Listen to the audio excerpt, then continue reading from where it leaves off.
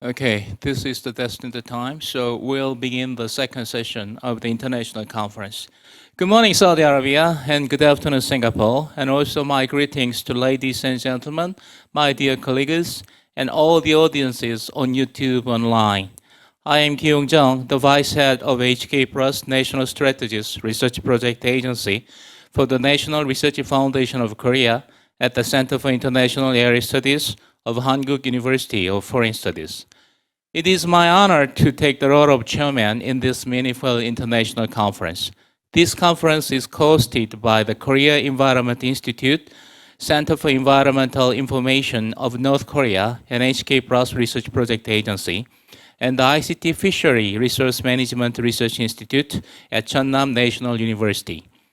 We co-hosted international conference 4 times. On December 1st of 2020, that was the first international conference, and the second conference was on November 12th of 2021 and November 4th of 2022. The title of the 2020 conference was Seeking Supranational Cooperation for the Sustainable Development of the Korean Peninsula, and the title of the conference in 2021, 2022, and 2023 is Border and Environment, Supranational Cooperation and Communication for Reaching Carbon Neutrality. Some of today's participants joined that conference too. Glad to see all of you again. And I would like to express my special thanks to Zlata Sergeyeva and Sitaramani and Melissa Rowe, who connected via Zoom despite the time gap and busy schedule. Thank you again. This year's title is Border and Environment, Supranational Cooperation and Communication for Reaching Carbon Neutrality 2023.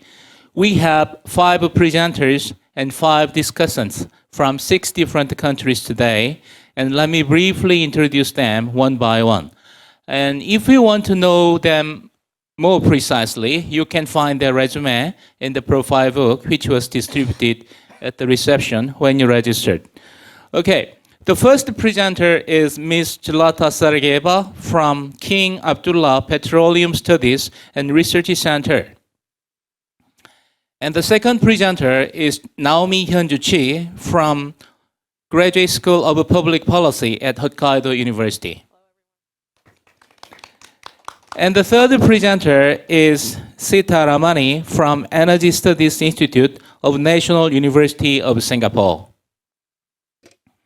Ramani, are you online? Please show your face. Open the video, please. Hi, good to see you. Glad to meet you. Okay.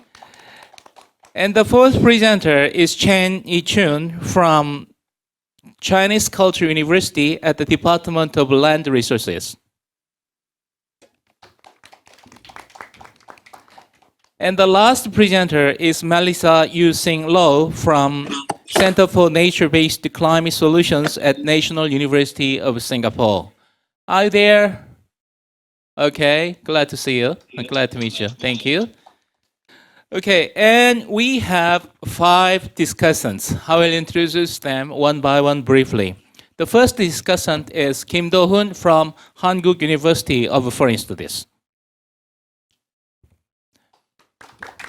Okay, the second discussant is Chung-sun Mi from Hankuk University of Foreign Studies. And next discussant is Sim Chang-sop from Korea Environment Institute.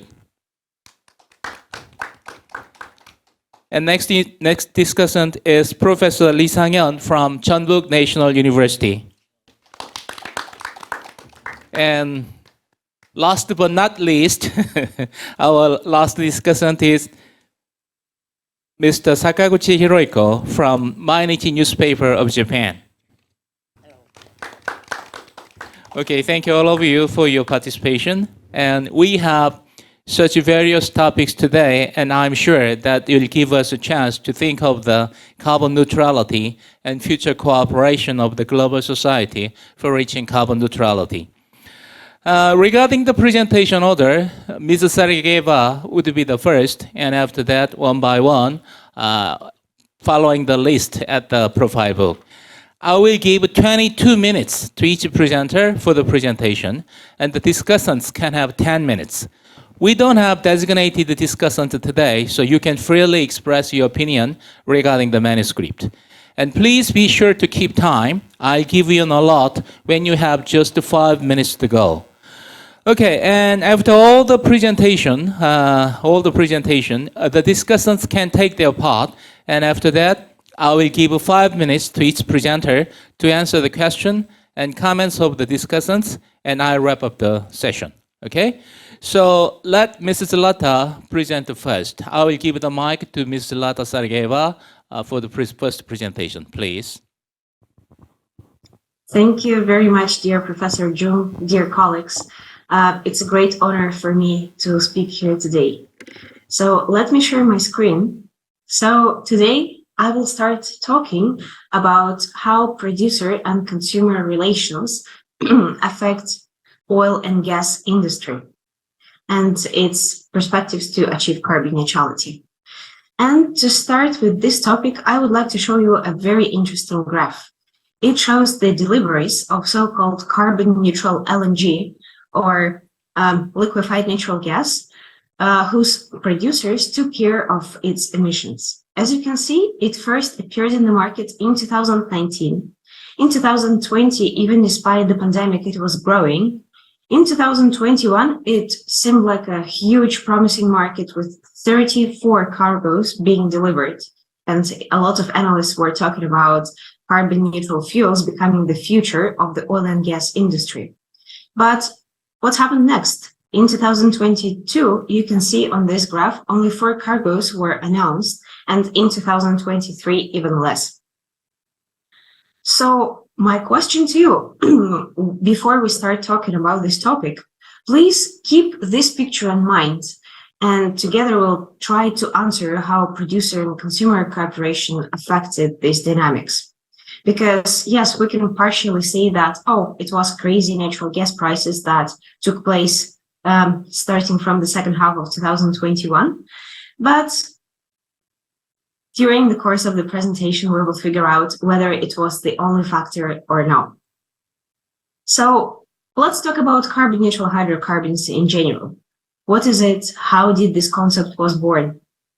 And why I believe it is important for both producers and consumers to keep in mind challenges associated with it.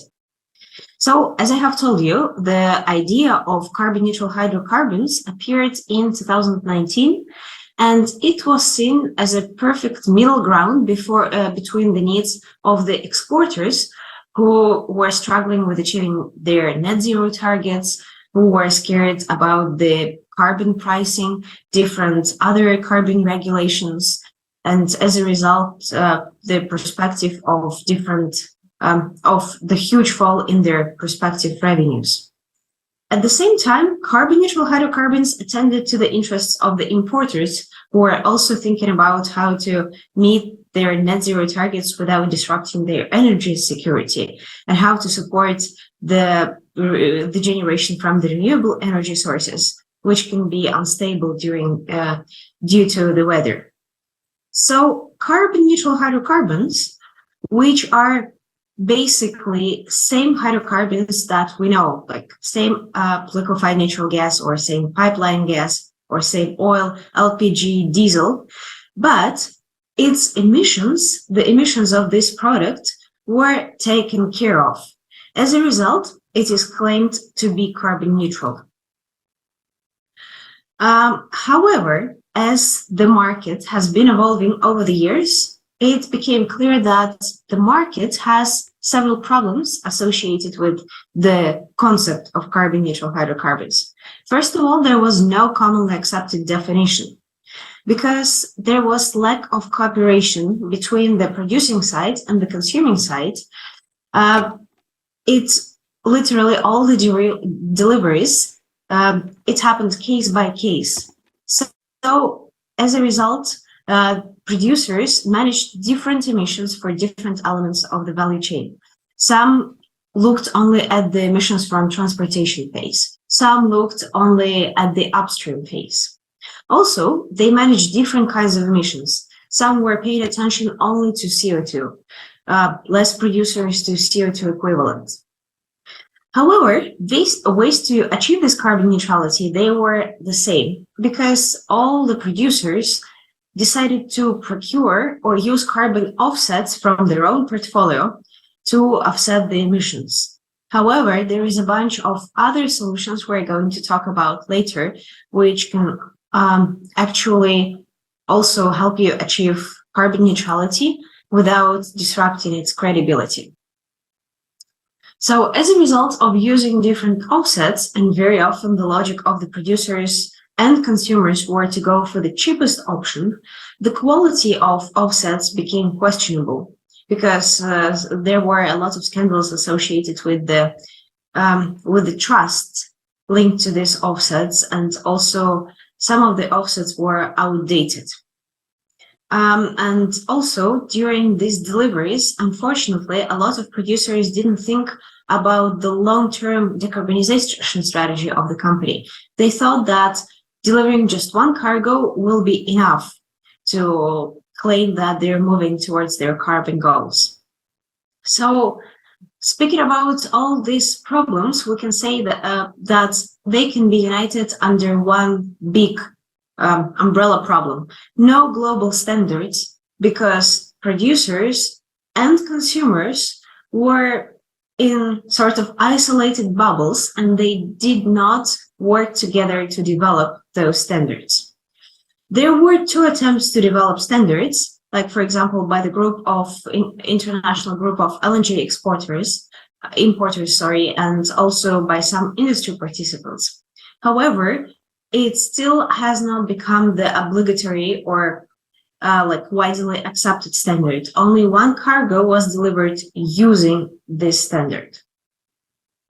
On this slide, you can see the bigger map of most popular sources of carbon offsets. And as you can see, most of them, despite the fact that over 60 deliveries of carbon neutral LNG happened by now, you can see that actually the sources of carbon offsets that the producers use to offset the emissions come from mostly same sources. And Indonesia is the most popular source of these offsets, which shows us that actually during the deliveries, producers do not really want to manage emissions at the point where emissions are generated, like for example, where the cargo is where the product is produced or where it will be consumed. Unfortunately, to the credibility of carbon neutral LNG or carbon neutral oil contributed the scandal that happened with one of the leading verifying companies called Verra. Its CEO had to step down as a result of a series of investigations, what made the price of offsets crash at the beginning of 2023. And yes, perfect, offsets became more available in the market, in the voluntary markets. But at the same time, the issue of trust started taking the first place in the minds of consumers willing to procure these carbon neutral products. So my question, my judgment from this graph is that actually this is poor coordination between producers and consumers, which resulted in the lack of international standards and growing distrust in the new products. That's what resulted in the significant drop of announcements in 2 last years. However, I want to show you the continuation of the story. Actually, by looking at the database of different issuers of carbon certificates, like Verra, which I already mentioned, we have discovered that actually physical deliveries of carbon neutral LNG, they still take place. So on the last graph, you can see the announcements. So in 2022, there were made only 4 public announcements. However, there were 17 actual deliveries, at least those which were registered in different databases. So what we can see happening is that due to the lack of transparency in the market, producers started seeing this carbon neutral LNG as a threat to their PR strategy. However, since to a large extent for them, it's one of few solutions that they can actually afford to move towards carbon neutrality right now, especially in the environment of political instability and high prices, they chose to continue procuring these cargoes, but just not putting the announcements on their official websites. So if we look at the markets for this carbon neutral LNG, because carbon neutral oil, and it is still less popular, less than 10 deliveries of carbon neutral oil were made so far. You can see that for carbon neutral LNG, Asian countries are the leading destination. And actually South Korea, it imported 2 cargoes. Japan is the leader in this dimension because Japan imported almost the half of all deliveries that were done worldwide. So let's talk about the solutions. How can producers and consumers cooperate to make sure that they can still get reliable products like oil and gas, and at the same time move towards their carbon neutrality? So for decarbonization of the LNG value chain, one of the potential solutions that can help this market of carbon neutral LNG gain more trust is carbon capture, utilization, and storage. However, the problem associated with this solution is that very little information available, and especially information on the costs we can have nowadays. So before we start discussing the costs of CCS and the potential of its deployment in different countries, let's look at the distribution of emissions along the LNG value chain. So from this graph, you can see that most of emissions come actually from the combustion stage, basically final consumption. However, when we're thinking about where to deploy carbon capture, utilization, and storage solutions, unfortunately, the combustion stage is not very feasible for CCUS. Why so? Because in the case of oil, it would be the equivalent of putting carbon capture on every single car. With natural gas, it's also, when we're thinking about the final consumers, where in most of the cases, we're talking about not even dozens, but hundreds and thousands of final consumers, including households, industry, government. So it is really difficult at this stage, when the costs are still pretty high of this technology. It is impossible to start decarbonizing individual consumers on the country level. Let's look at storage regasification. Unfortunately, to implement CCS at that stage also doesn't make much sense because, as you can see, it accounts for less than 1% of total emissions along the LNG value chain. So it is not the best place to start with implementing CCS solutions for this particular segment of LNG value chain. As for transportation, it sounds like a good place because you see the decarbonization of maritime industry is picking up the pace. However, the technologies like onboard carbon capture and storage solutions for vessels which ship LNG, they are still at the very early stage of their development. And for example, at the beginning of this year, I was at GasTech conference in Singapore, and I was talking to some of the shipyards. And for example, Hyundai, they hope to finalize the concept of this vessel and move to the production phase not earlier than 2028. So what it means that if the producers and consumers want to decarbonize their value chain right now, they have no appropriate solution for transportation which is ready, which they can procure today to start delivering these cargoes tomorrow. So what we're left with is to implement CCS at the exploration and production phases and liquefaction phases. Altogether, they account for most of emissions before the consumption stage. So they account for most of emissions situated at the producer side of emissions. So it is the largest feasible share of emissions to be captured as of now. It is relatively single source, and also producers already have most of the needed infrastructure for that.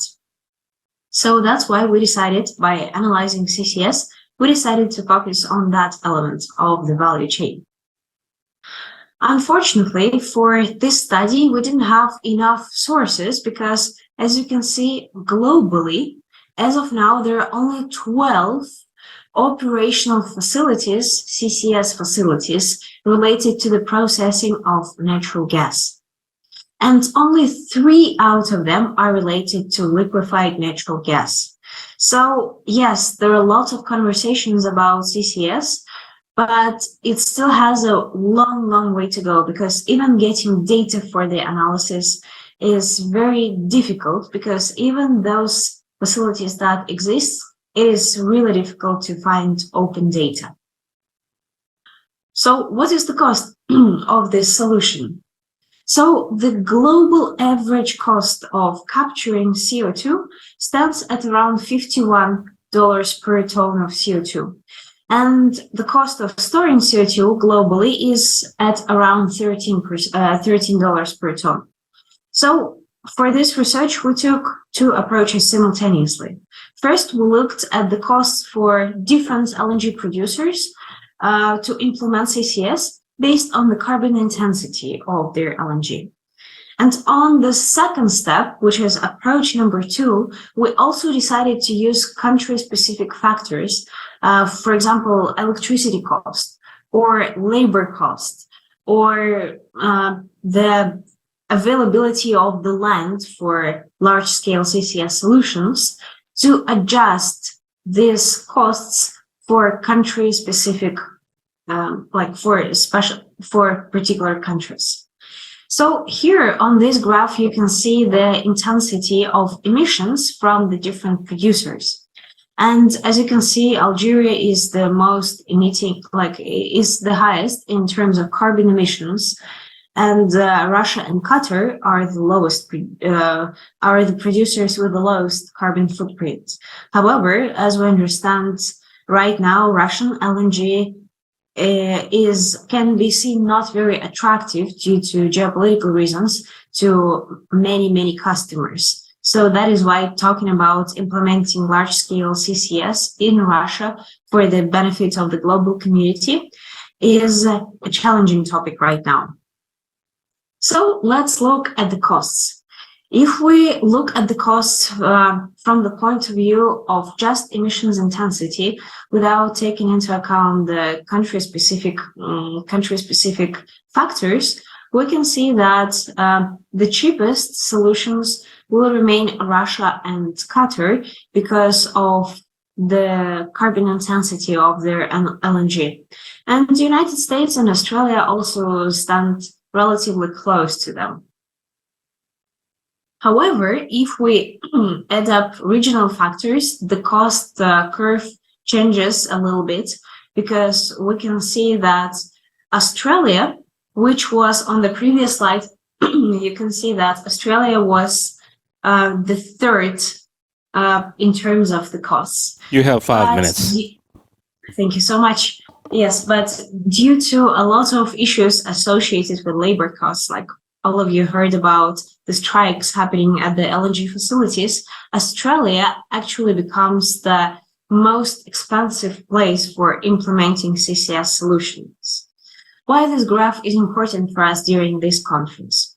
Because judging by these prices, we can realize that if you want to continue getting carbon-free or carbon-neutral energy, which you're used to, such as, for example, carbon-neutral LNG or carbon-neutral oil, and you will have to cooperate with the producers of this fuel so that the producer can implement CCS on its site where it is feasible now. So this graph shows you actually what countries will be most attractive from the producer side to cooperate with to secure the supplies of low carbon energy. If we look at the price comparison between CCS and carbon offsets, you can see that the difference is drastic. Yes, CCS is a great solution, but as of now, it makes the costs of offsetting or dealing with emissions from 3 to 5 times higher than if you use just the offsets. How feasible it is in terms of prices? Well, you can see that the highest solution in 2023 for Australia, CCS plus offsets, would cost, if they had everything in place, it would cost approximately $55 per ton of LNG. So at the current price environment, actually that looks pretty feasible, even with such an expensive solution as CCS. So to conclude, the main problem in the nascent carbon-neutral LNG and oil and diesel and LPG markets is the lack of cooperation between producers and consumers that led to issues related to standardization and the transparency of the market. Physical deliveries are still taking place, and they will continue taking place because right now it's a feasible solution that fits both sides. Second, because in such countries like Japan, for example, we already see some midterm and long-term contracts. And third, in several countries, the support for carbon-neutral LNG is picking up.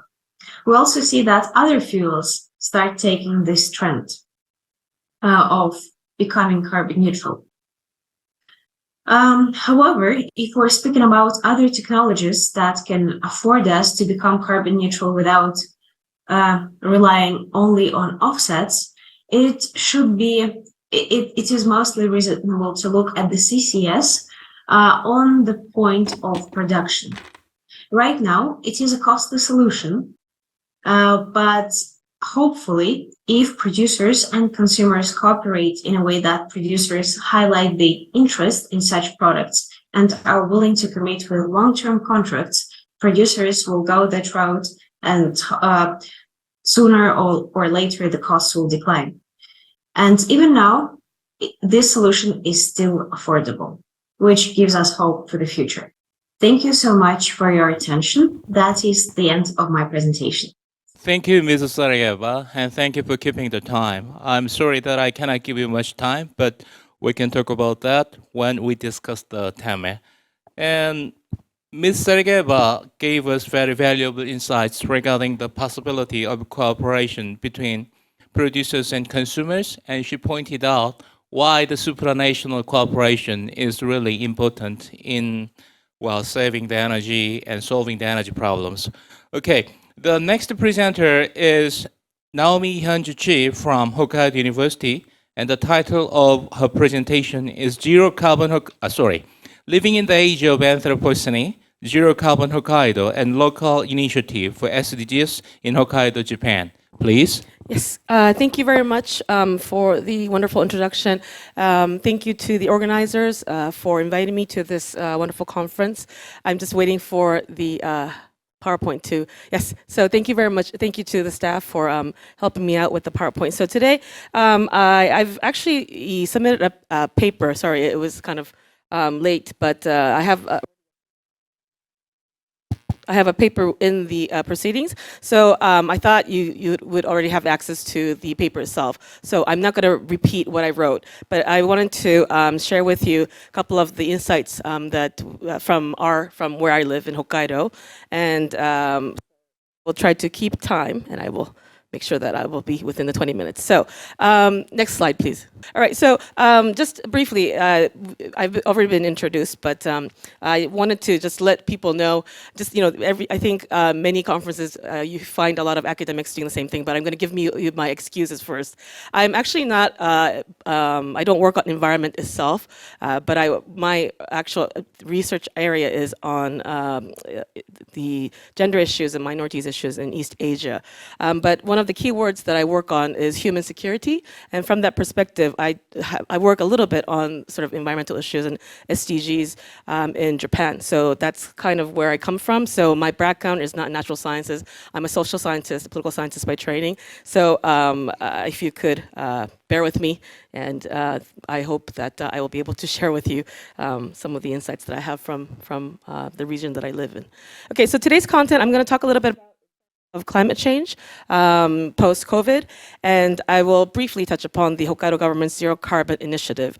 And I will also share with you, not all of them, but just a couple of examples of local government's initiatives on renewable energy, and then I will conclude with my 2 pennies worth, so concluding thoughts.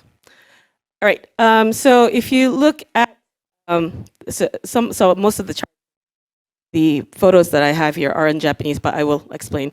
The average rise in temperature in Hokkaido, oh, thank you so much, that's perfect, thank you, is, if you look at the data, it's about 1.5 degrees Celsius in about 100 years. That's, we're warming up.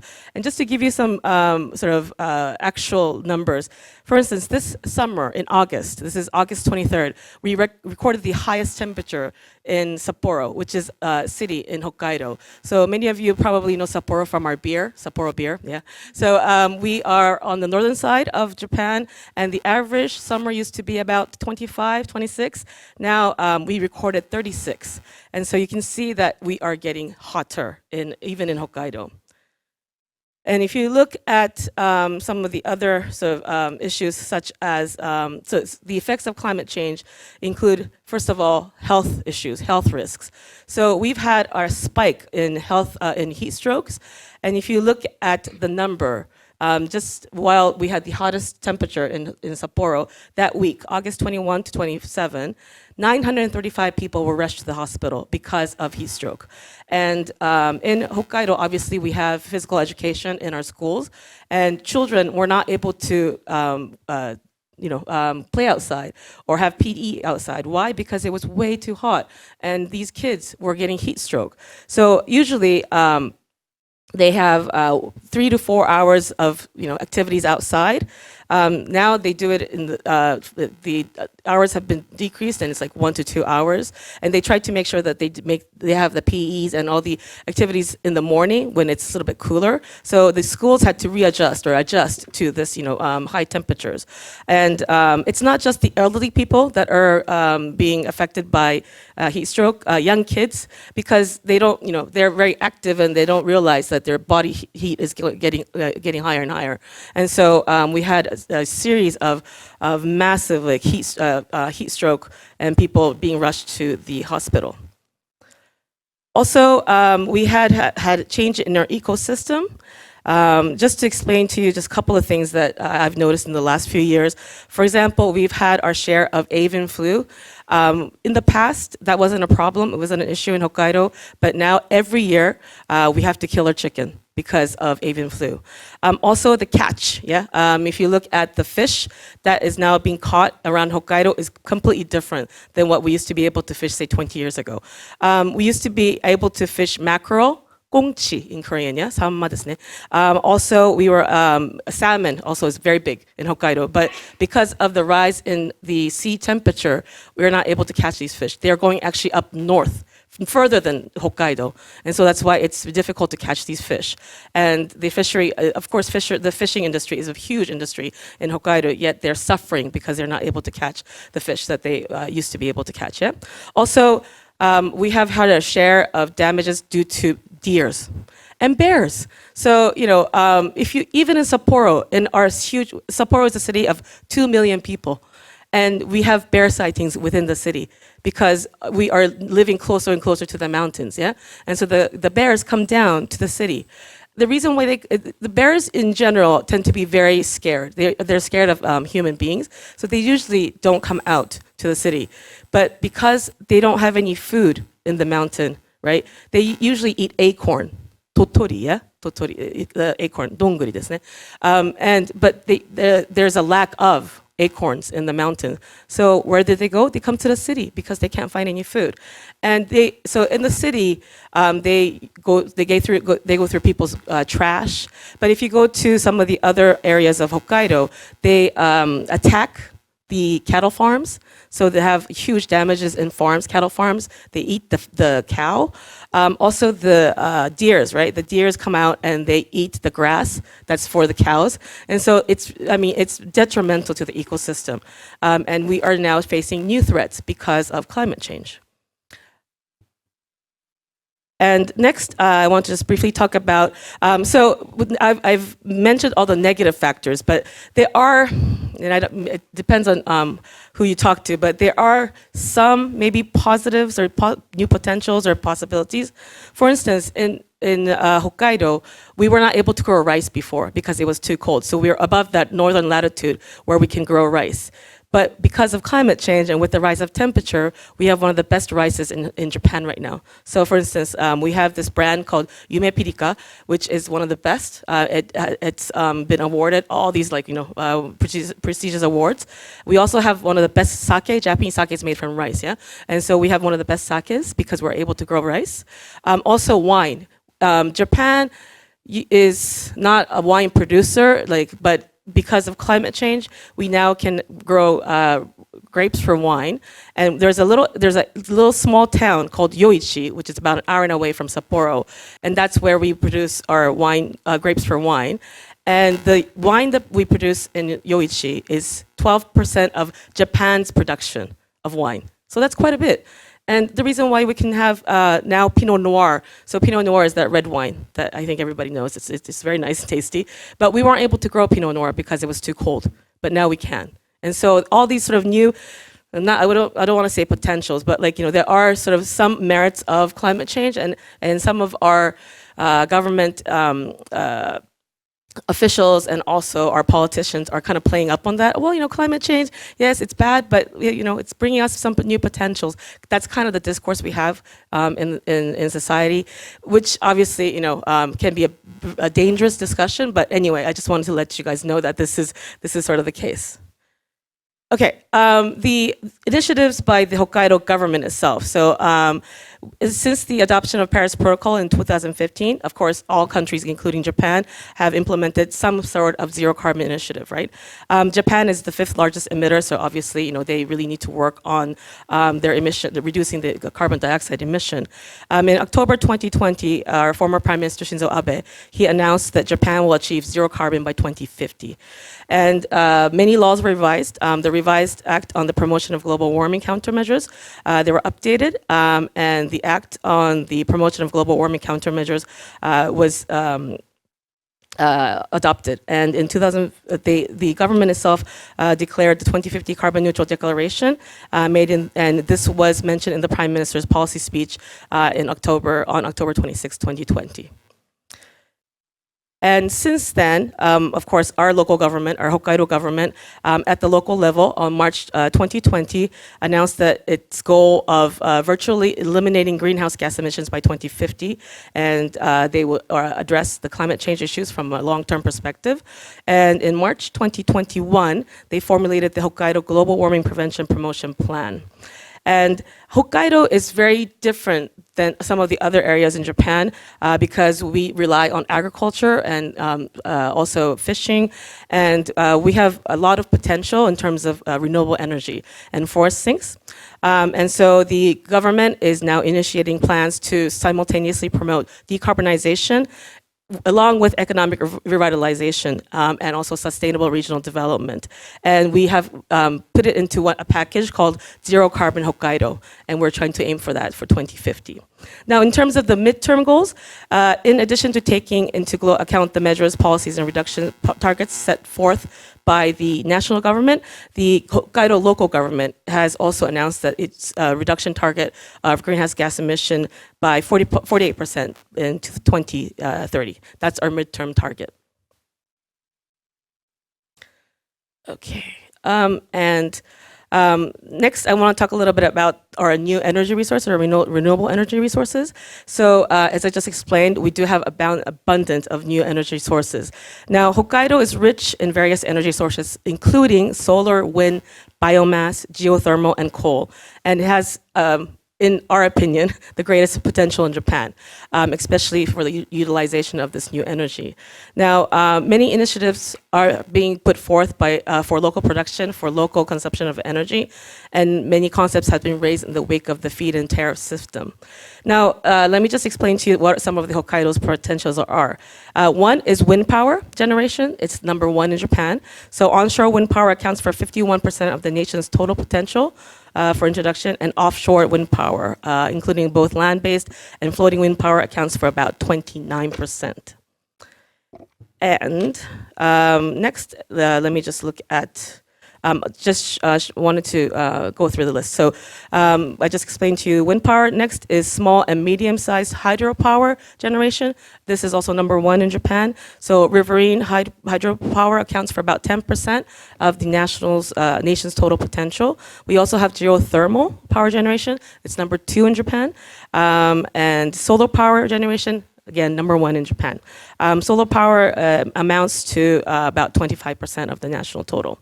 Now, if you can see that, maybe it doesn't reach, the laser pointer doesn't reach, but the photo on the left-hand side, that's our wind power just along the coast of East Sea or Sea of Japan, whichever you want to prefer, whichever is your preference. The middle is the Chinetsu, so that's geothermal. And then on the right-hand side, that's our solar panel in the city of Tomakomai, which is about an hour and a half away from Sapporo. Now, sorry, it's very difficult to see probably because the numbers are so small, but I just wanted to point out, for instance, in Japan, we have a different way of counting the years. So Reiwa Ninen, that's 3 years ago, so that's 2020. So sorry, the numbers are a little bit old, but by 2020, solar panel was 1.94 million kilowatt.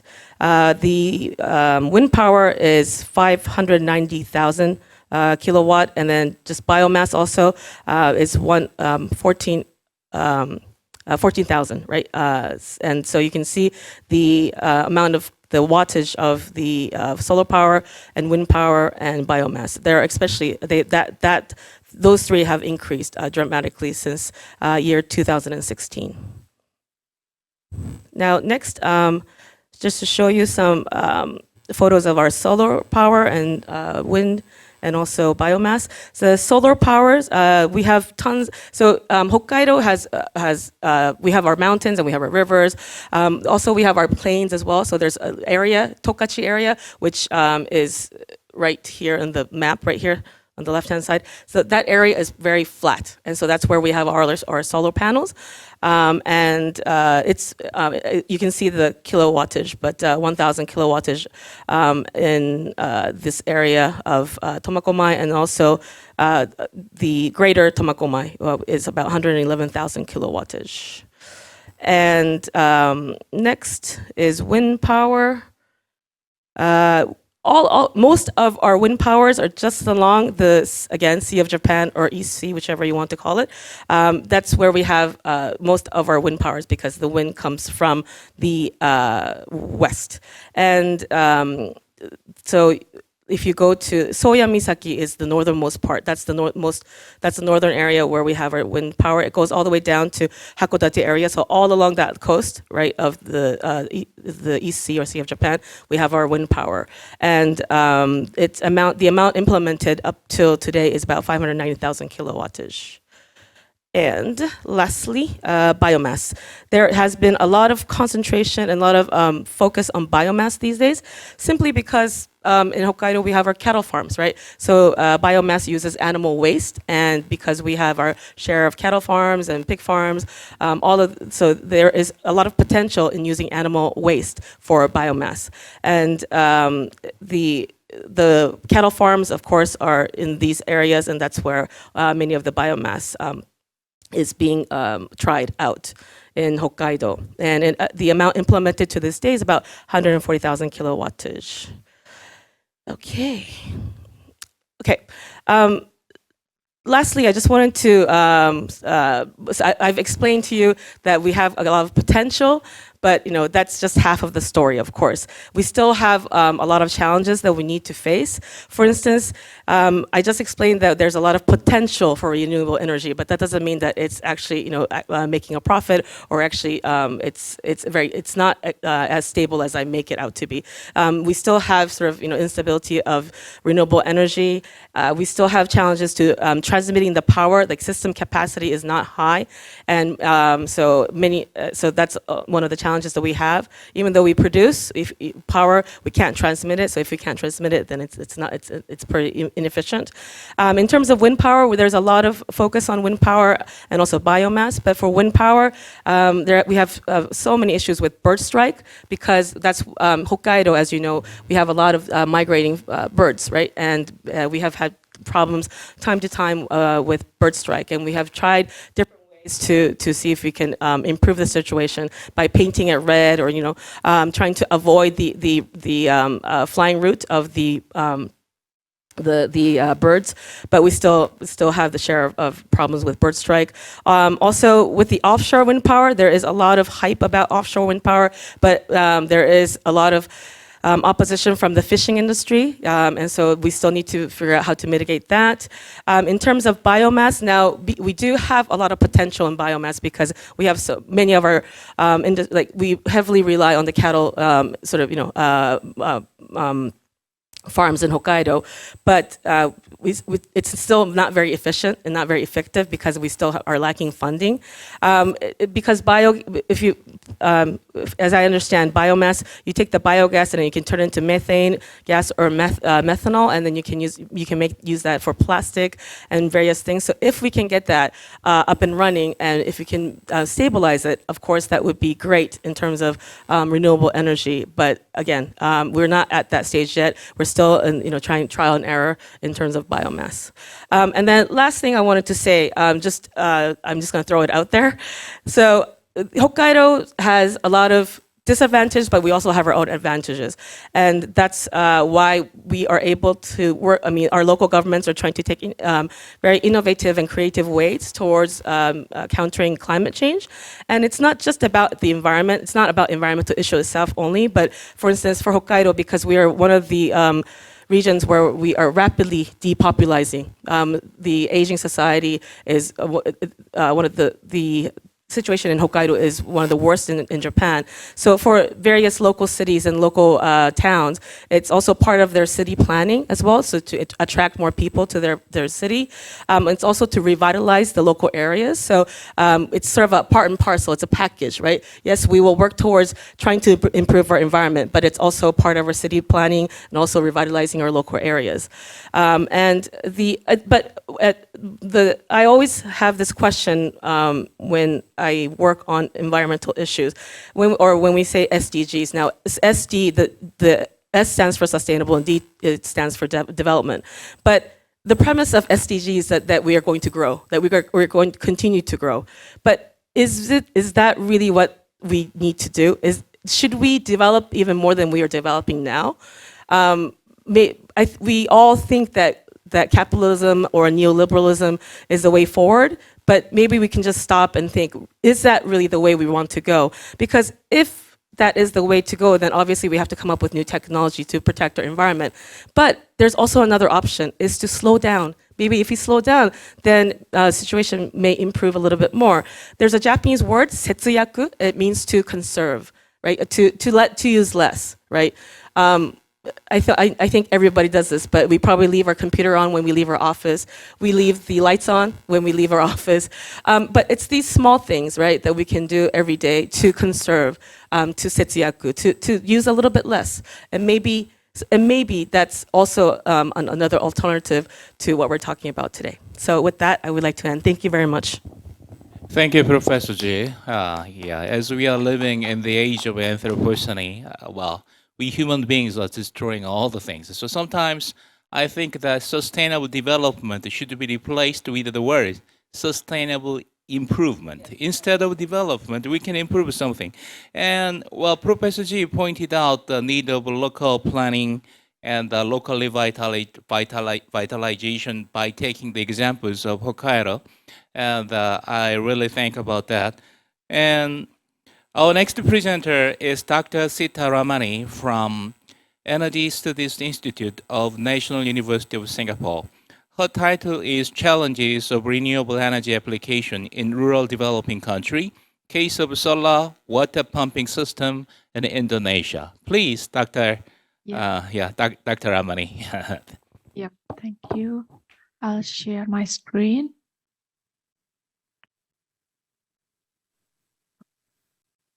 Okay. Yep. Everyone, I'm delighted to join with you virtually in this event, and thank you for the organizer for the invitation. I'm Sita, a research fellow at Energy Studies Institute at the National University of Singapore.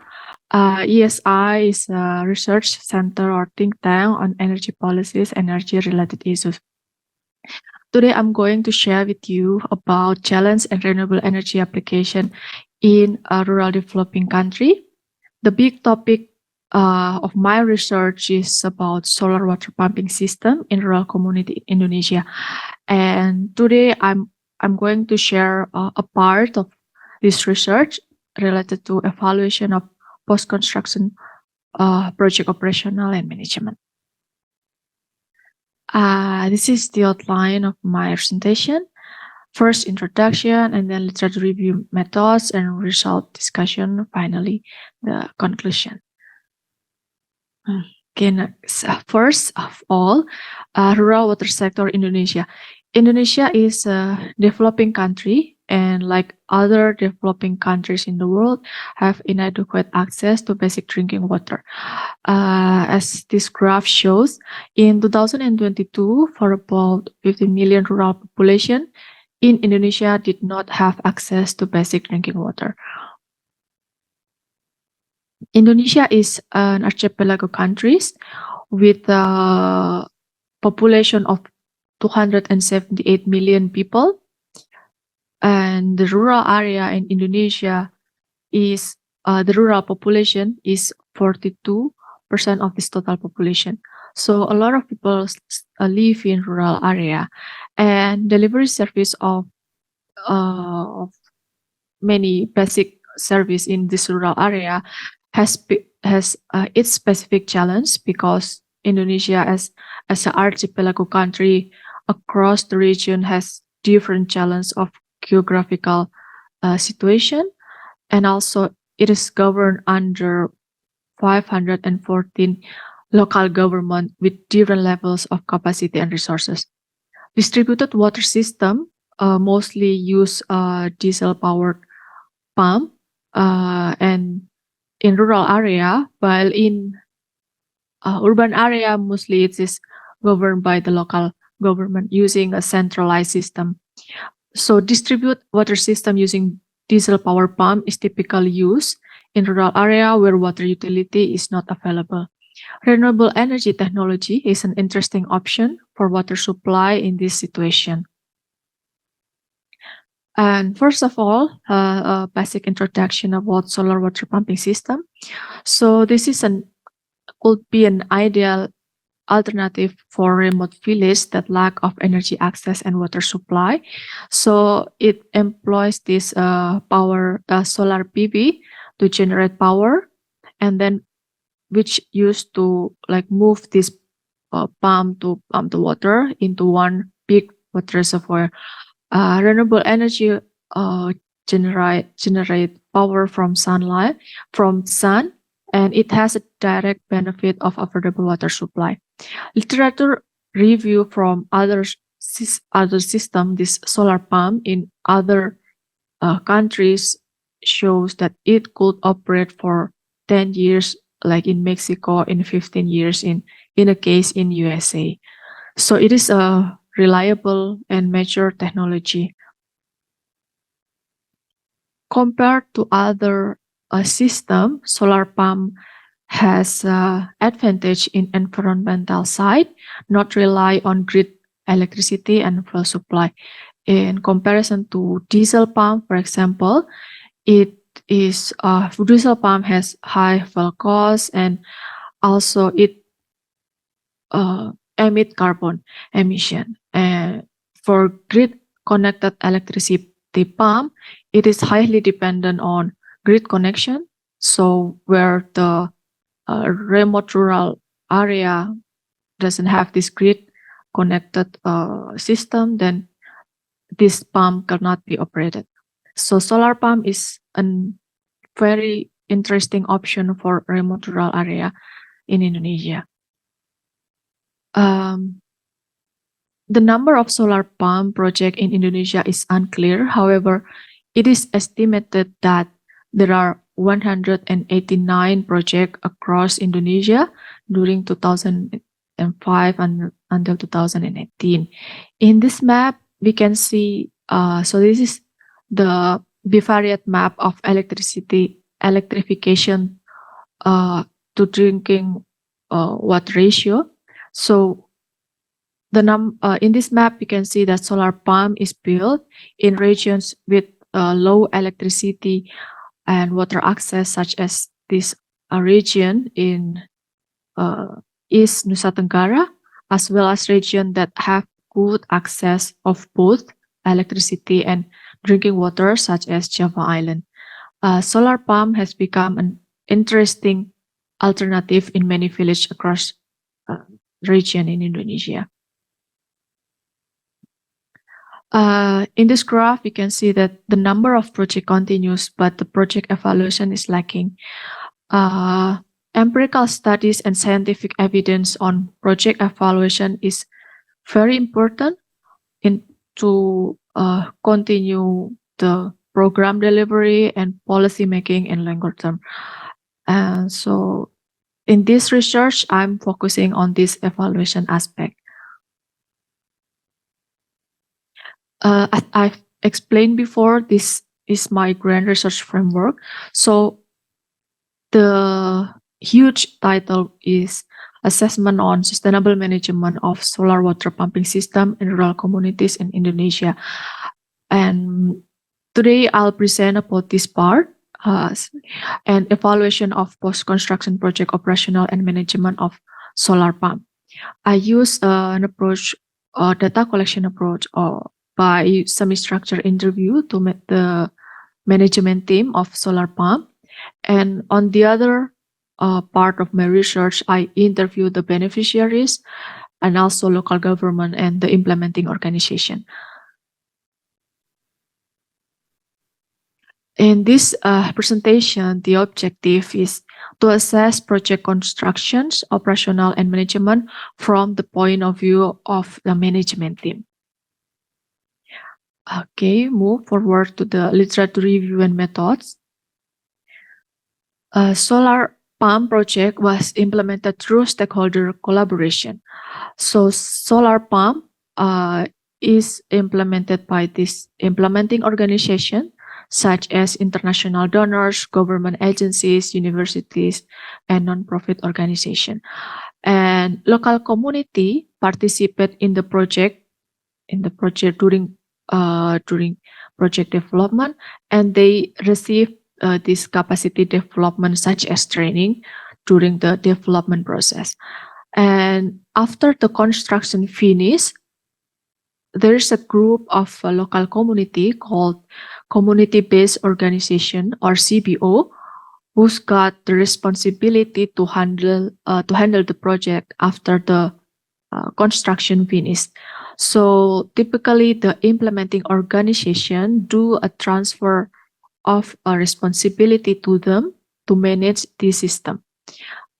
Such approach is very common in community-based management project, and it is a mainstream model to give control and strategic decision to the communities. And next, solar pump was implemented through this collaboration of communities, and also this is like a trainings during the capacity development process in the development and construction of the project. Funding was commonly provided by the implementing organization through grant or CSR funds, and after the implementation, solar pump is operated by local communities. So implementing organization like withdraw their involvement during the operational and during the deployment process. Many studies in solar pump literature has mentioned about community participation during development, but there is not yet strong evidence regarding post-construction assessments, its challenges and issues. And we need to carry out the evaluation process to really understand to what extent this is the desirable impact can be achieved from this project. The study area of this research in Gunung Kidul district. So this is a Java island in Indonesia, and this is Gunung Kidul district. And 94% of this Gunung Kidul district comprised of rural region. It has hilly topography and approximately 0 until 800 meters above mean sea level. The majority of respondents in this research had primary education. They work as farmer and from lower income family with the average monthly family income around 50 USD. And according to the data from planning agency, almost half of the population in the region was not covered by water utility. One of important characteristic of Gunung Kidul district is karst landform. Karst is formed by dissolution of limestone or carbonate rocks, and it has a high solubility, result in sinkhole caves and extensive underground aquifers like this picture. Water is sourced from caves like this, deep wells and spring like this one. And because of this karst landform, water exploration and centralized water distribution are considered expensive. The reason why we choose Gunung Kidul district as a study area is first because it has prolonged issues in water infrastructure.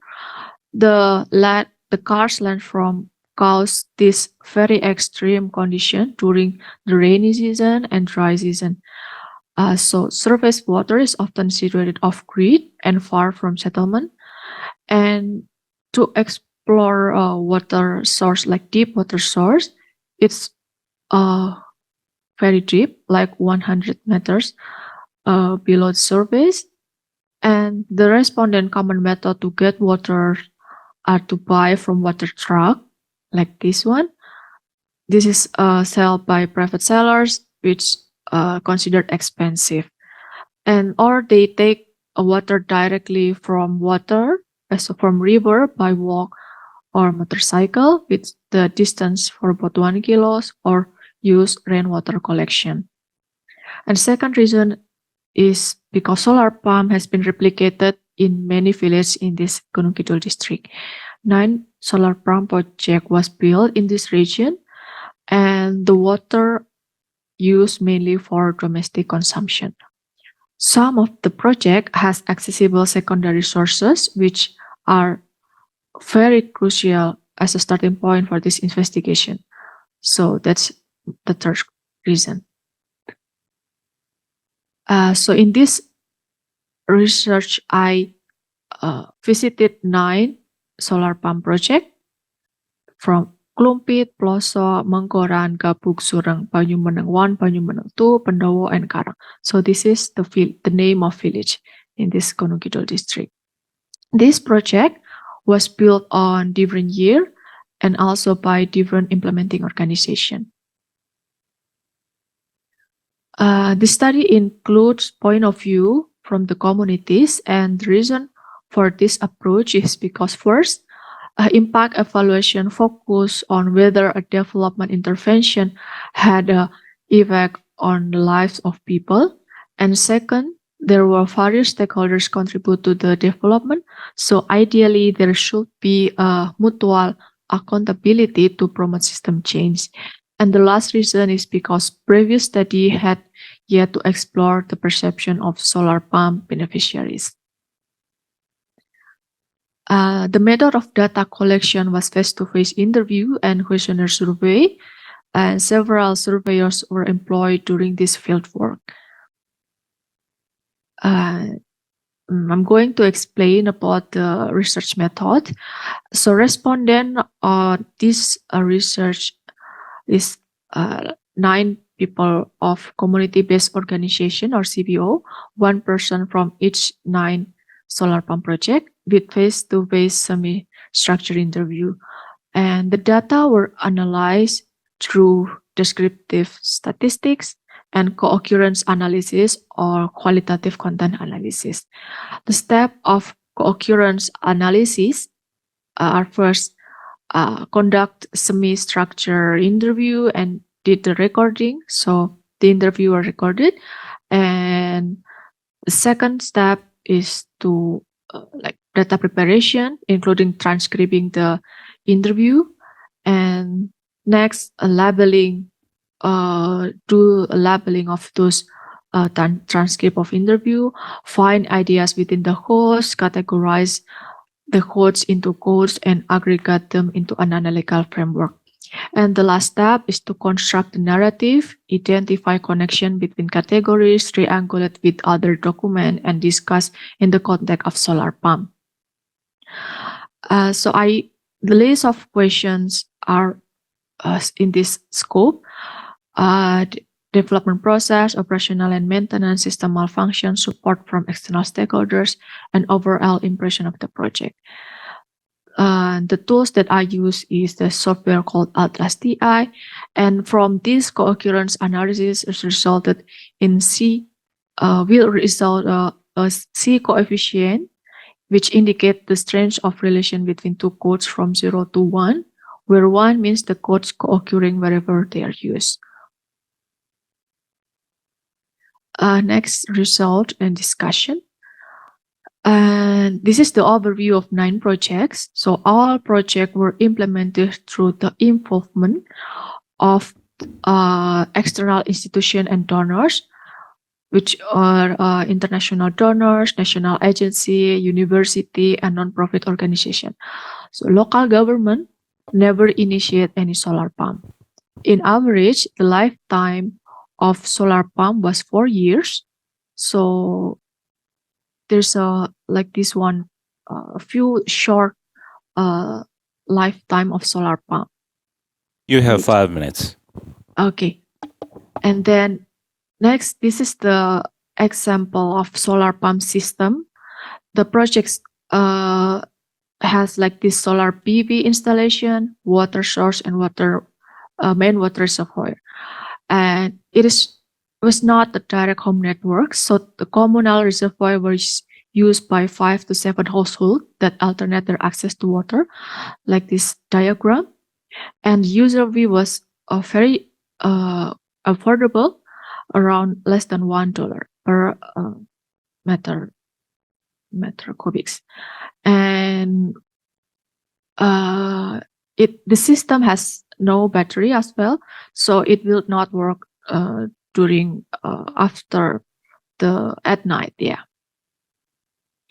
And here's the overview of solar pump. The majority of project is not functioning, well, only one is partially functioning. Most of them receive most of the community-based organization or CBO receive training in operation and maintenance, and the most common training involved is wiping the solar panels and checking the pipes. 89% of the project do not have direct access to the spare parts. And then all the cases reported that the reserve fund was insufficient to cover the repair and replacement of components. And then we conduct the co-occurrence analysis from the transcript interview to obtain relationship between codes. And we ask several points from development process, like I explained before, and until the overall impression of the project. And we found 11 topics or codes from the insufficient training, cost region challenge, minimum operational and maintenance skill, difficult to access spare part, lack of reserve fund, need for support to repair malfunction, lack of post-construction support, gap of the expectation, preference on electric utility, damage of electrical component, and theft. From the analysis of this co-occurrence analysis, we got the coefficient between the codes. The coefficient value is between 0 to 1, and the closer to 1 means the codes co-occur whenever they are used. From the minimum to maximum number of coefficient, we classify it in 3 intervals: weak, intermediate, and strong relationship.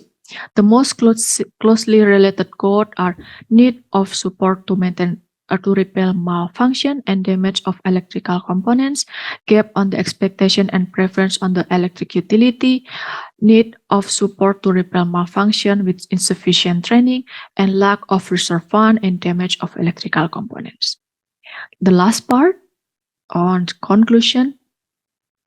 The first conclusion is training during construction did not guarantee project longevity, moreover, in a complex system such as solar pump. So a future solar pump should conduct more effort on increasing the CBO capacity to match the solar pump advanced technology. For severe damage, if an urgent support is needed, it can be provided without compromising the autonomy of CBO, as long as the CBO still hold the control over the system. And second conclusion is as an initiator, the implementing organization have been focused on replicating solar pump installation rather than building a network with local government and bridging policy change. So in the future, the project should not only focus on replication.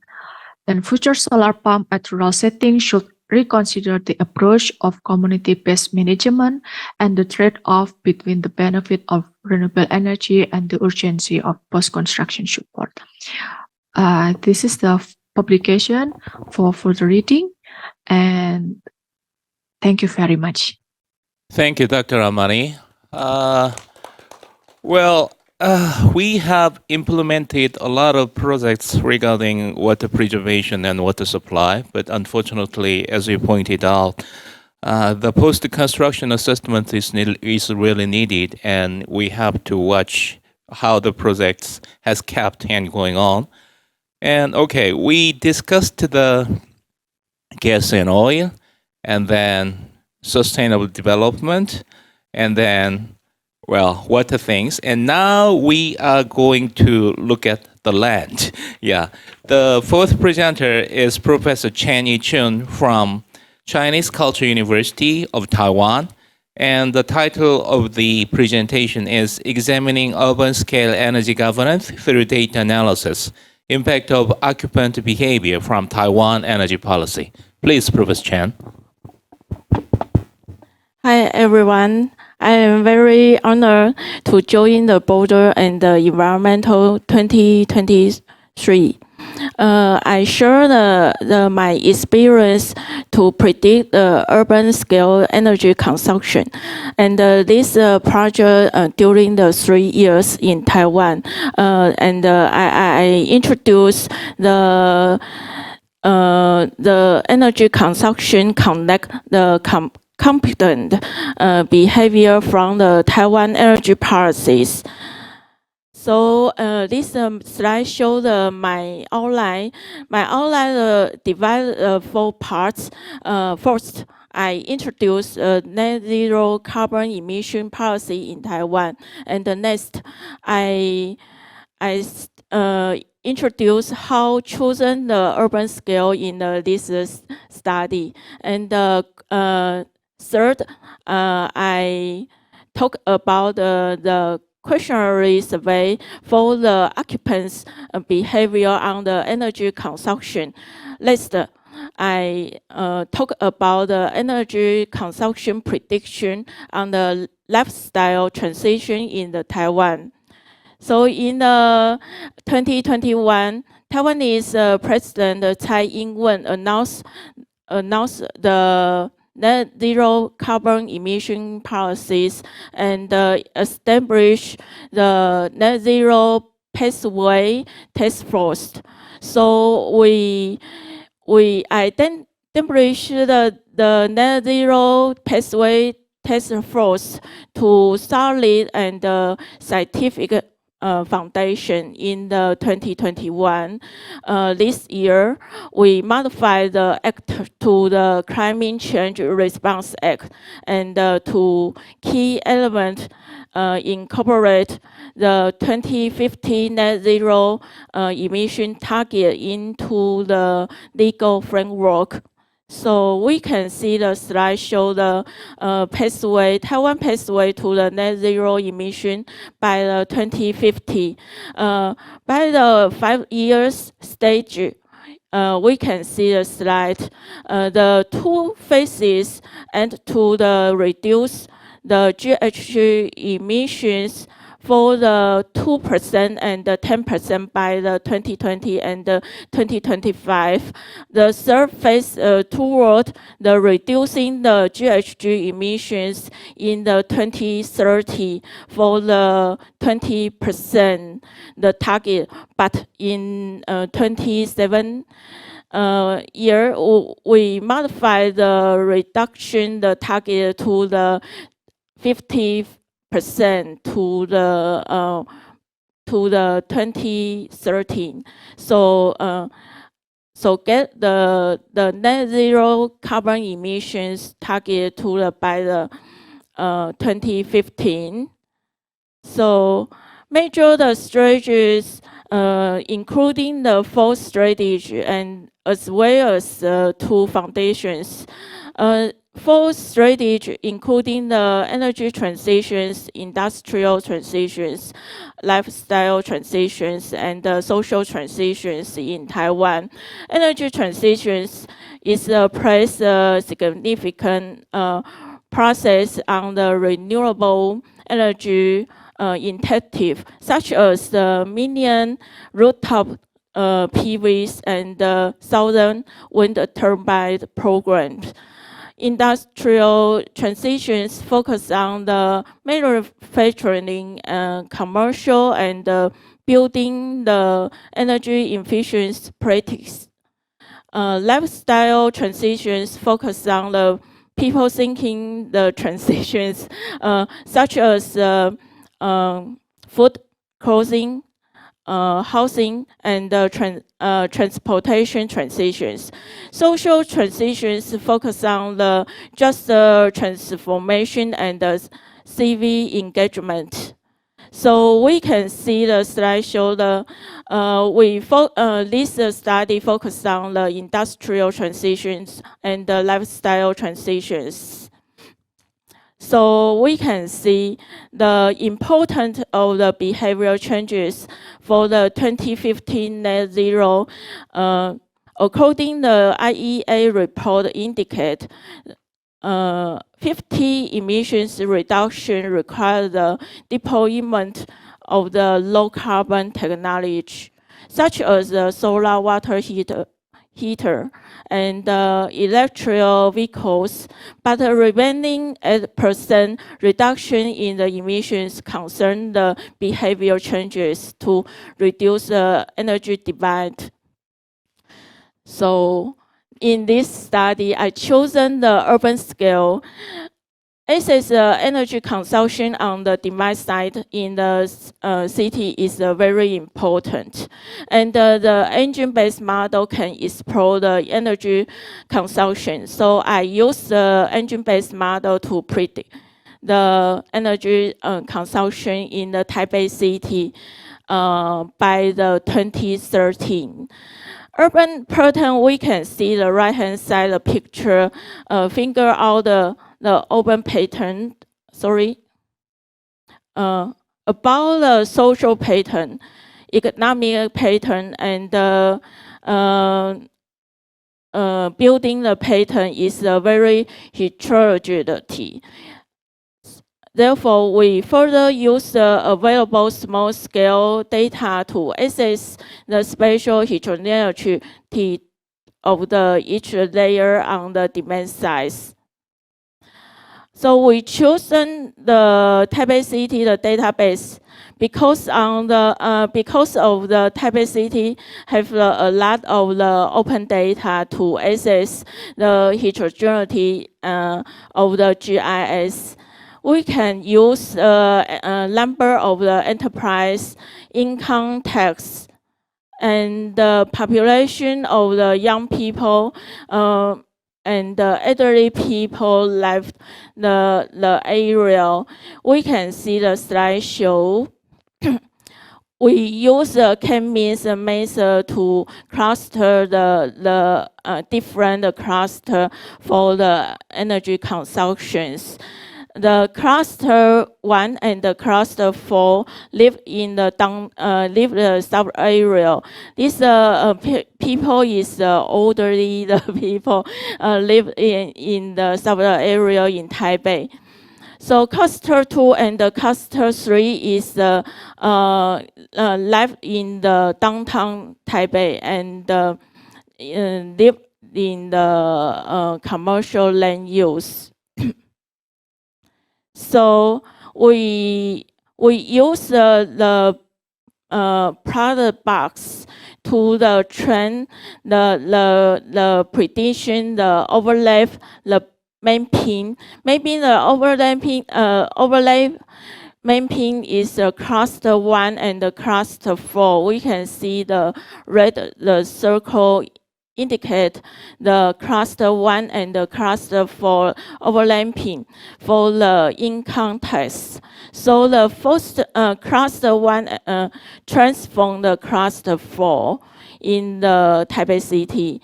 For the 41, we can see the right-hand side the table show the highest, the overlapping, the transform the probability from the 41% to the 49% is the highest transform the probability from the cluster 1 to the cluster 4. But we can see the slide, the original box plot. Indicate the cluster 1 and the cluster 2 and 3 is the overlapping decrease over time. So the cluster 1 always transform the cluster 4. So we remember this, the slide show the insights. We use the decision tree indicate the occupant, the behavior, the rule. The cluster 1 live in the residential building.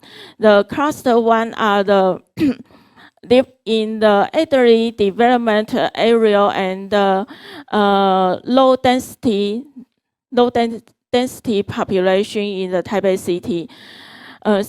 16 of the future have a lower energy consumption. It's about the 360 kilowatt per hour. This cluster is average is 500 kilowatt per hour. So we inside this cluster original box index is always the lower energy consumption. So we can see the one 1B-6 is the main rule. This the main rule for this cluster only the more than the 5 years for the cooker appearance and the using time for the air condition more than the 6 hours per day. So this is the main rule for the cluster 1. And we further understood the cluster for the occupants' behavior for in the residential buildings. This decision tree figure out the main rule is 4B-3. We can see the cluster for the main rule is same with cluster 1. Only the cooker appearance more than the 5 years and the using time for the air condition more than 6 hours per day. So, but we can see the cluster 4 have a higher energy consumption than the cluster 1, because this figure shows the 500 kilowatt per hour. Cluster 1 is 300 kilowatt per hour. Next one, the figure shows the cluster 1 and 4 live in the commercial buildings. Decision tree indicate this main rule is 14-1 rule. In the Taiwan, commercial building have no air condition replacement plant, but the cluster 1 and the cluster 4 always live in the residential than commercial building. But in Taiwan, we have the mixture the land use landscape. So we further understood the cluster 1 and the 4 in the commercial building behavior. So we can see the cluster 1 and the 4 in the commercial building is have higher energy consumption than previous slide, more than the 500 kilowatt per hour. And the slide shows the cluster 2 and 3 in the residential buildings. The occupant of the cluster 2 and 3 live in the mixture commercial land use, and 70 of the future having a lower energy consumption, about the 600 kilowatt. This group have the average the energy consumption about 700 kilowatt per hour, the highest than the overall the group. So we can see the decision trees indicate the origin box. Origin box indicate the lowest the consumption. So according to the questionnaire survey, we know the cluster 2 and 3 transform on the lifestyle, so meet the lower energy consumptions. Maybe the elderly people live here and have the higher the knowledge for the saving energies, the knowledge. So we can see the cluster 2 and 3 transform the lifestyle to saving the energy consumptions. And the slide show the cluster 2 and 3 in commercial buildings. Commercial buildings have the highest the the energy consumption because of the air condition is a very highest for the energy supplied. So 67% of the future have a higher energy consumption, about 900 kilowatt per hour for this cluster. The main rule is the blue one indicate the 2 and 3D-2 have no air condition replacement plant and feel the indoor air quality is very poor. So this group have the highest the energy consumptions, and then we know the occupant behavior changes based on the energy policy in Taiwan. So I designed the research focus on the 2025 and 2013. This we can see the slide show the combined the questionnaire surveyed in the commercial building and the residential building. This slide show the 2013 indicate 100% LED replacement plant and air condition system replacement in the commercial building. And on the other hand, in the residential buildings, Taiwan have a lot of the green building plant in the 2013. So I combined this questionnaire and energy policy into my model. My model choose the engine-based model 3 layers. From the layers 1 to layers 2 is use geographic weighting regressions. This model is the heterogeneity for the spatial analysis, and questionnaire survey into the layer 2 to layer 3 for the decision trees. Yes, okay. Next one, we input my model, go to the gamma platform. The gamma platform have a visualization tool, and I can set the parameter for the environmental condition of the energy policy. We can see the this slide show the residential buildings for the environmental conditions to meet PM 2.5 standard of the outdoor 12 mg per kilometers, and the single room is a small size in the 2013. The slide show the the distribution of the level 2 level green colors is degrees.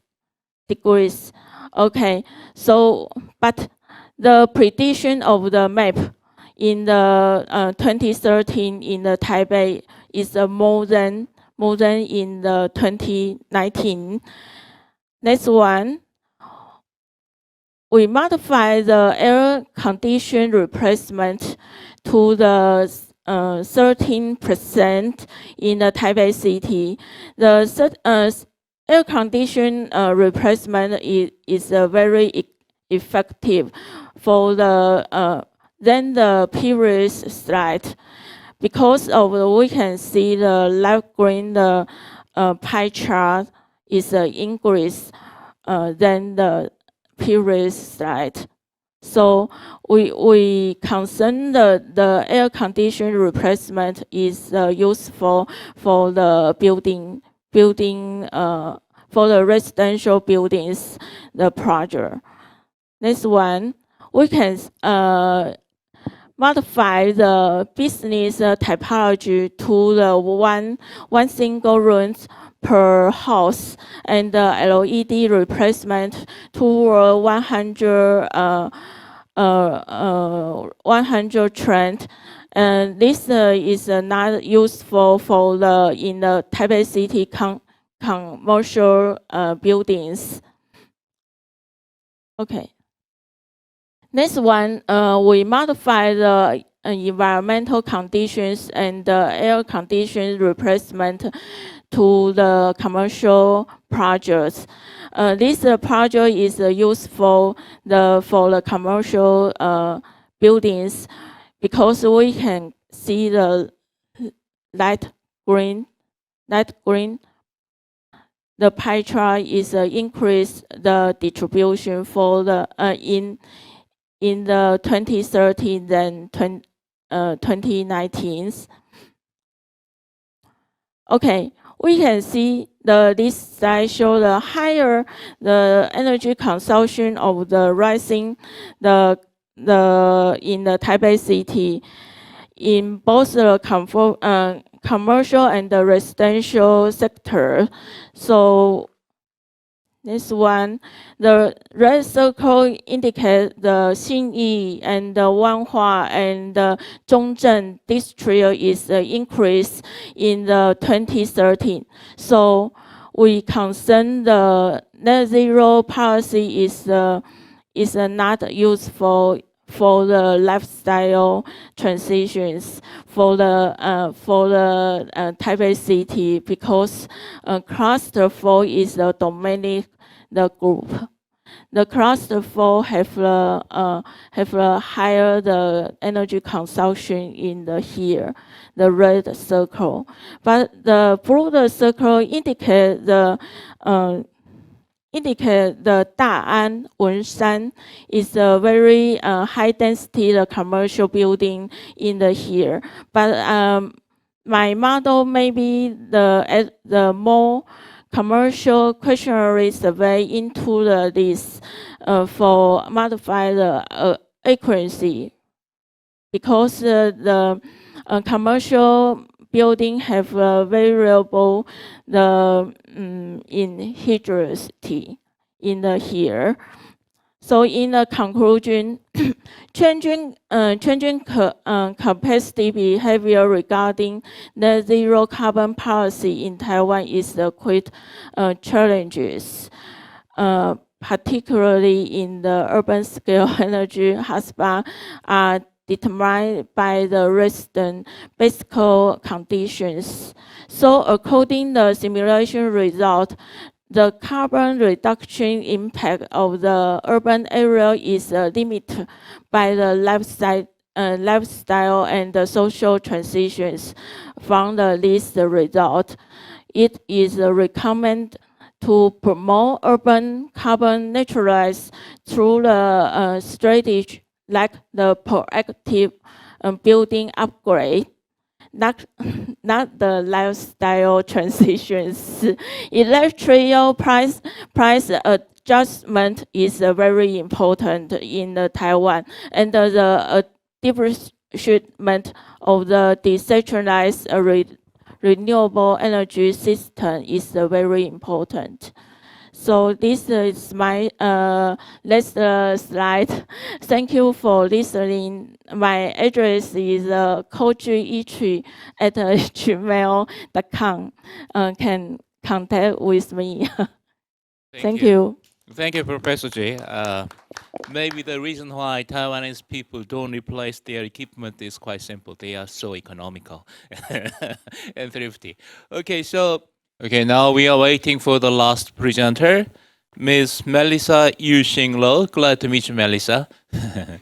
Yes, so, well, the last presentation is under the title, Introduction to Article 6 of the Paris Agreement and Singapore's Carbon Pricing Act. It will be done by Melissa Yu-Xing-Lo from National University of Singapore, please. Thank you. Thank you for having me. I hope you can see my slides. Yes, I'll be presenting on an action to Article 6.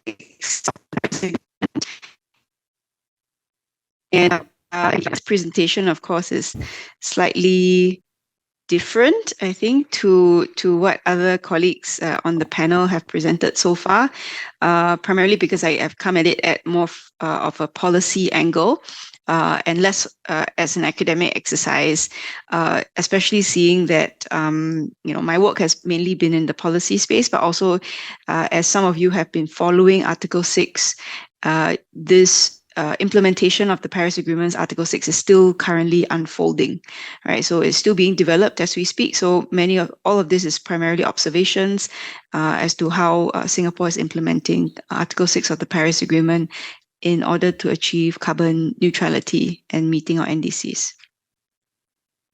So I will give you an overview of why Article 6 matters. How did it all begin? In the first place, even before Paris, in COP21 in 2015. I will also cover the essential technicalities.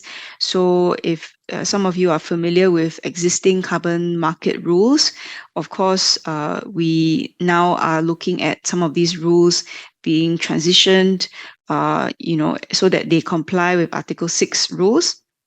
I also talk to you about corresponding adjustments, which essentially is the when countries buy and trade carbon credits, whenever a host country who sells the carbon credits sells it to a buying country, there has to be a set of corresponding adjustments where the country that implements and draws down or offsets its carbon emissions, the selling country actually has to correct it or add emissions to their inventory. So this is, of course, during negotiations was highly controversial, but negotiators were able to finalize the arrangements for corresponding adjustments at Glasgow in COP26 in 2021. And then we talked very quickly about nesting and additionality and some of these baseline measurements, which are very important for the success of Article 6 and carbon markets. And then we talk about what governments are concerned about and what needs will be required in order to fully implement the Article 6 of the Paris Agreement. And because I work in Singapore, I look primarily at the Singapore government position, what are the key policies and priorities in order to implement Article 6. And the main legislation is the Carbon Pricing Act. And finally, we enter into a short discussion about how academia researchers could play a role in helping to implement Article 6 of the Paris Agreement. So this is a very busy slide. I've taken this from a company called Gen Zero in Singapore, which is a wholly owned subsidiary of the Temasek state-backed investment company here in Singapore. And this really talks about how the background of Article 6, and this is not new. The concept of carbon trading is not new. The Kyoto Protocol back in 1997 had already introduced the first international carbon market system through the Clean Development Mechanism, right, CDM, at the time in 1997. So the principles go back quite far to 1997. And of course, over the years, many countries have had a number of experiences with emissions trading schemes, locally, domestically, regionally, and even we see some of this even being applied in particular sectors like aviation, right? So you see the International Civil Aviation Organization, ICAO, had also announced its first sector-wide offsetting scheme back in 2016. So this is a very short history illustrated in this slide here. We've already sent the slide, so happy for you to look at it in detail yourselves. Before we launch into a discussion of Article 6, I have to explain to you what NDCs are. And here, this is me assuming that you don't know what NDCs are. I'm sure many of you are aware that under the Paris Agreement, climate targets are known as nationally determined contributions. All countries that are party to the Paris Agreement have to prepare, communicate, and maintain a successive NDC, and they have to update it or send a new one every 5 years, right? So each NDC needs to be more ambitious or represent a progression from the last one. So it follows the principle of non-backsliding. Now, the issue with NDCs is interesting because it was designed to be bottom up. Countries get to decide. They do their own calculations and understand their own situation, and then they come up with a contribution that they are comfortable with. And in principle, that should mean that they are more likely to achieve it, right? And they have buy-in. There's political buy-in because the governments themselves come up with these numbers. The cost that we face, of course, to this process is ambition, right? So if countries get to decide, the worry is that we are not going to meet our target or threshold. We will exceed the threshold of 1.5 degrees Celsius warming that we've set in the Paris Agreement.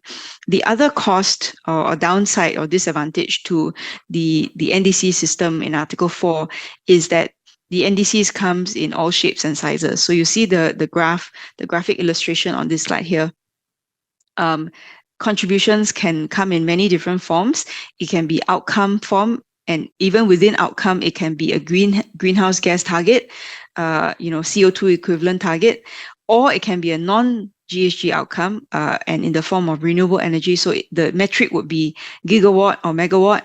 So it becomes very difficult for countries to actually compare across the NDCs, right? And that makes Article 6 trading very difficult as well, because how do you understand what other countries are doing, right, in their NDCs, and how do you assess whether they are able to sell you credits or not, and whether they are at risk of overselling to you and eventually maybe even revoking your agreement with them. And that can be very uncertain. It creates a lot of uncertainty and anxiety in the buying countries, countries like Singapore that buys these carbon credits, for example. So we are seeing, I mentioned 5 years, every country needs to submit a new or updated NDC. So the first round was 2015, 2016, right? The first set of NDCs. Countries were still not very sure, and they submitted targets that only took us to 3.7 to 4.5 degrees warming. So the trajectory was not in line with the Paris Agreement. But in 2020, 2021, countries submitted a new set. And here we see that Article 6 became more dominant or predominant in the NDC. So out of 143 countries that had submitted by the time of the cutoff for the synthesis report to be prepared, the Secretariat found that out of 143 countries, majority of them actually said that they would use Article 6 mechanisms or cooperative approaches, meaning they're not going to rely on their own domestic mitigation. They expect that they will buy and trade and sell carbon credits in order to help achieve the NDC. So this is showing that countries are interested to trade, and that if you are in a position in your country to explore carbon trading, then you need to ensure that the infrastructure, the capacity, the knowledge is there in order to help make this for it to come to fruition, right, and to implement it. So here we see that Article 6 was adopted at COP26. This was in 2021. Minister Grace Fu of Singapore, she's the Minister for Sustainability and the Environment in Singapore. She was co-facilitating the ministerial level consultations on Article 6 with Norway. And so this is her on the screen in the photo here. And I think that was a really significant moment for all countries, because it meant that we had the basic rules for implementation. It was very, very challenging. As some of you who follow the COP negotiations will know, the rule book was supposed to have been concluded by 2018 in Katowice, Poland, at COP24, and Article 6 was delayed. So it took more than 3 years. It took, in fact, 6 years for countries to get to a conclusion. Part of the reason was because of corresponding adjustments, yes, but also other things, which we might come to it later. But the Article 6 carbon trading mechanism is actually very technical in nature, and therefore very challenging for countries to adopt a political outcome. So it took 6 years.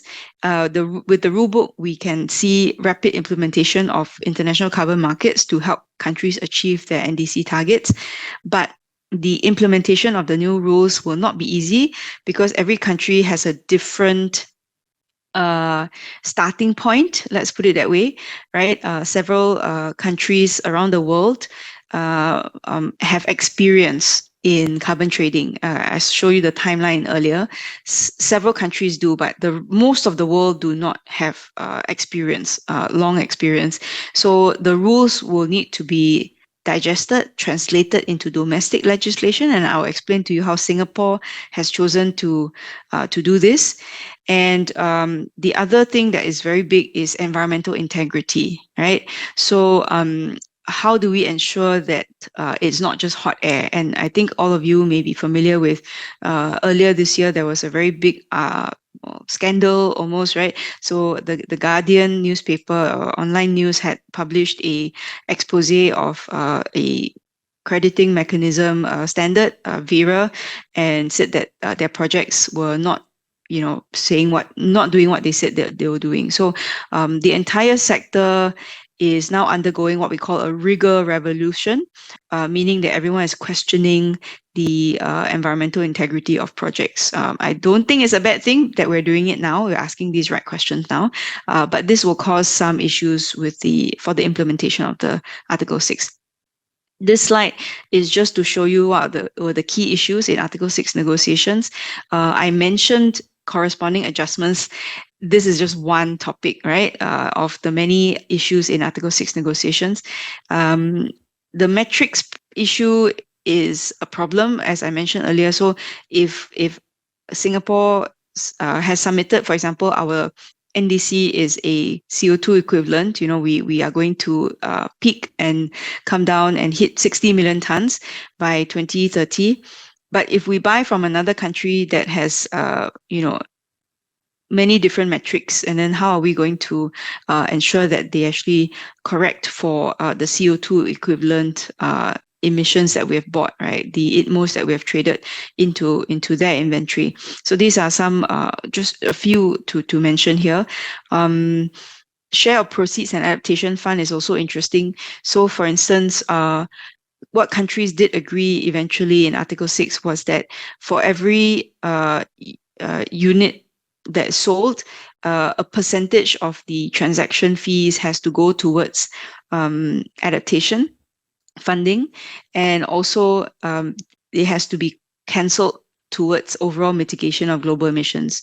So these two make up 7%. So for every 100 units, for example, that you buy, of carbon credits, you only get back 93 units, right? So these are things that the buyers and sellers and the marketplace needs to understand. Otherwise, it will be very challenging to implement.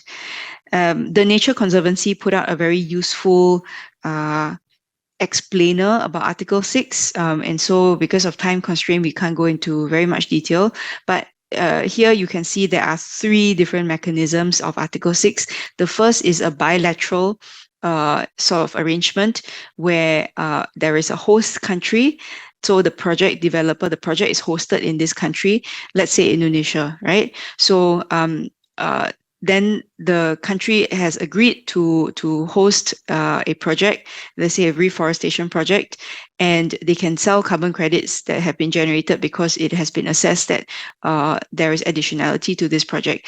And the buying country, for example, will then need to pay a certain price for each unit of the carbon that is traded. So once it's traded, it's called internationally transferred mitigation outcomes, or 6.2 units. And as I said earlier, the most challenging part, I think, of this is to ensure that the host country then adjusts their inventory to account for that is being offset in the buying country. And just keep in mind that more than 100 countries want to use Article 6.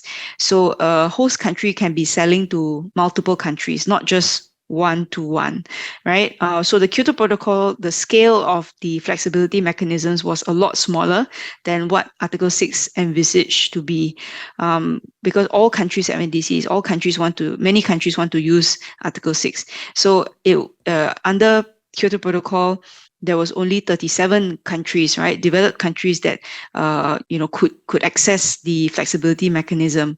So and there was no such thing as corresponding adjustments at the time, right? So because the developing world basically did not need the carbon credits for themselves, because they had no formal CALROs to meet.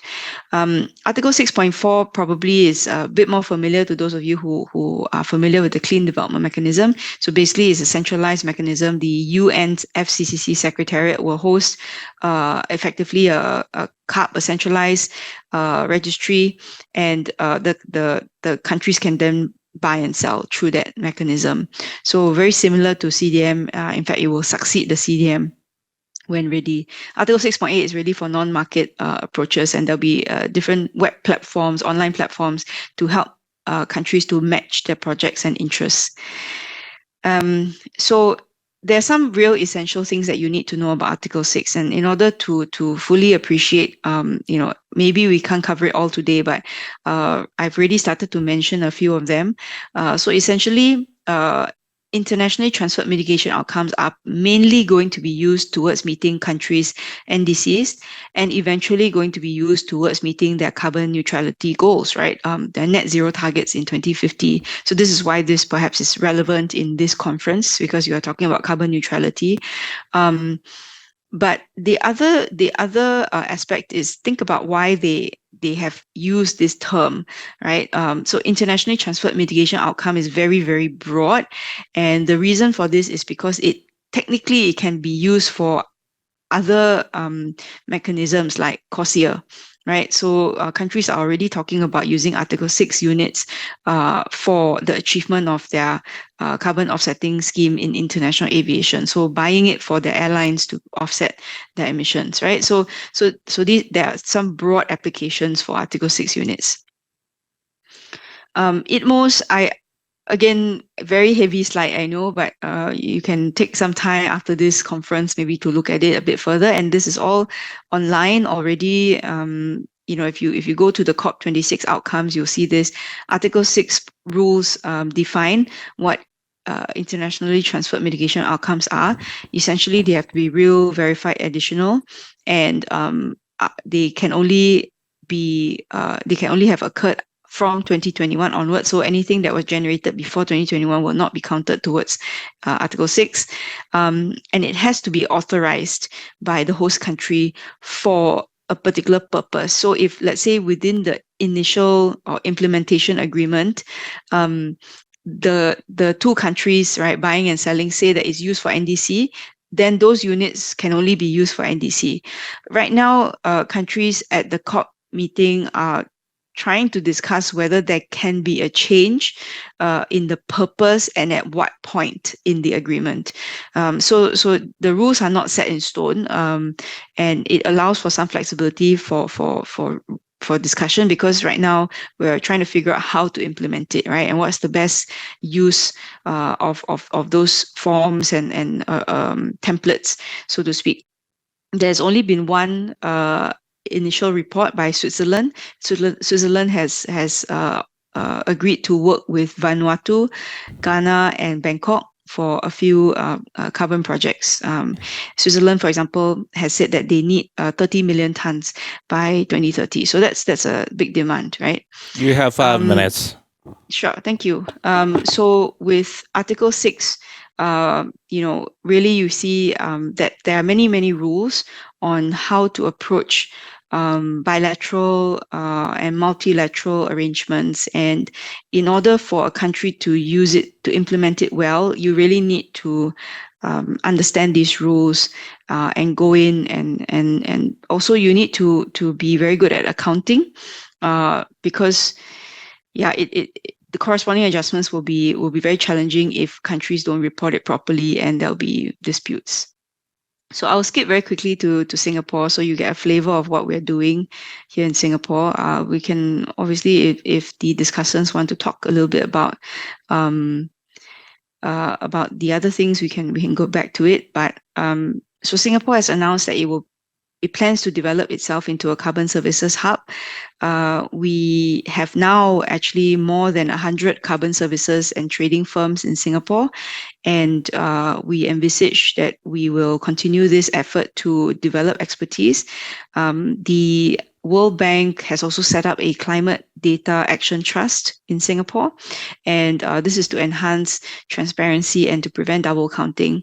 And of course, there are many other forms of engagement with businesses like accelerators to try and build capacity and interest in certain kinds of projects, for example, nature-based solutions. Our government has been very active in helping to set the new rules and norms around international carbon markets. So Mr. Benedict Chia, who is pictured here 2 times, he is the Director General of the National Climate Change Secretariat, and he was sitting on the Hk+Cias Technical Advisory Board to develop the eligibility of the units, and he also oversees Singapore's efforts together with the Ministry of Trade and Industry and the Ministry of Sustainability and Environment on carbon credits. So we're very active. We always present at many of these meetings, workshops, technical dialogues, because we ourselves want to use Article 6. And in order to do that, we also need to understand what environmental integrity means and to different people. So we have signed memorandums of understanding with several standards agencies. Here I've mentioned VERA, Gold Standard, Global Carbon Council. Earlier this year, we added 2 more, the American Carbon Registry and the Architecture for REDD+ transactions to the list of standards. And in fact, we just published about a month ago the principles for eligibility for Singapore.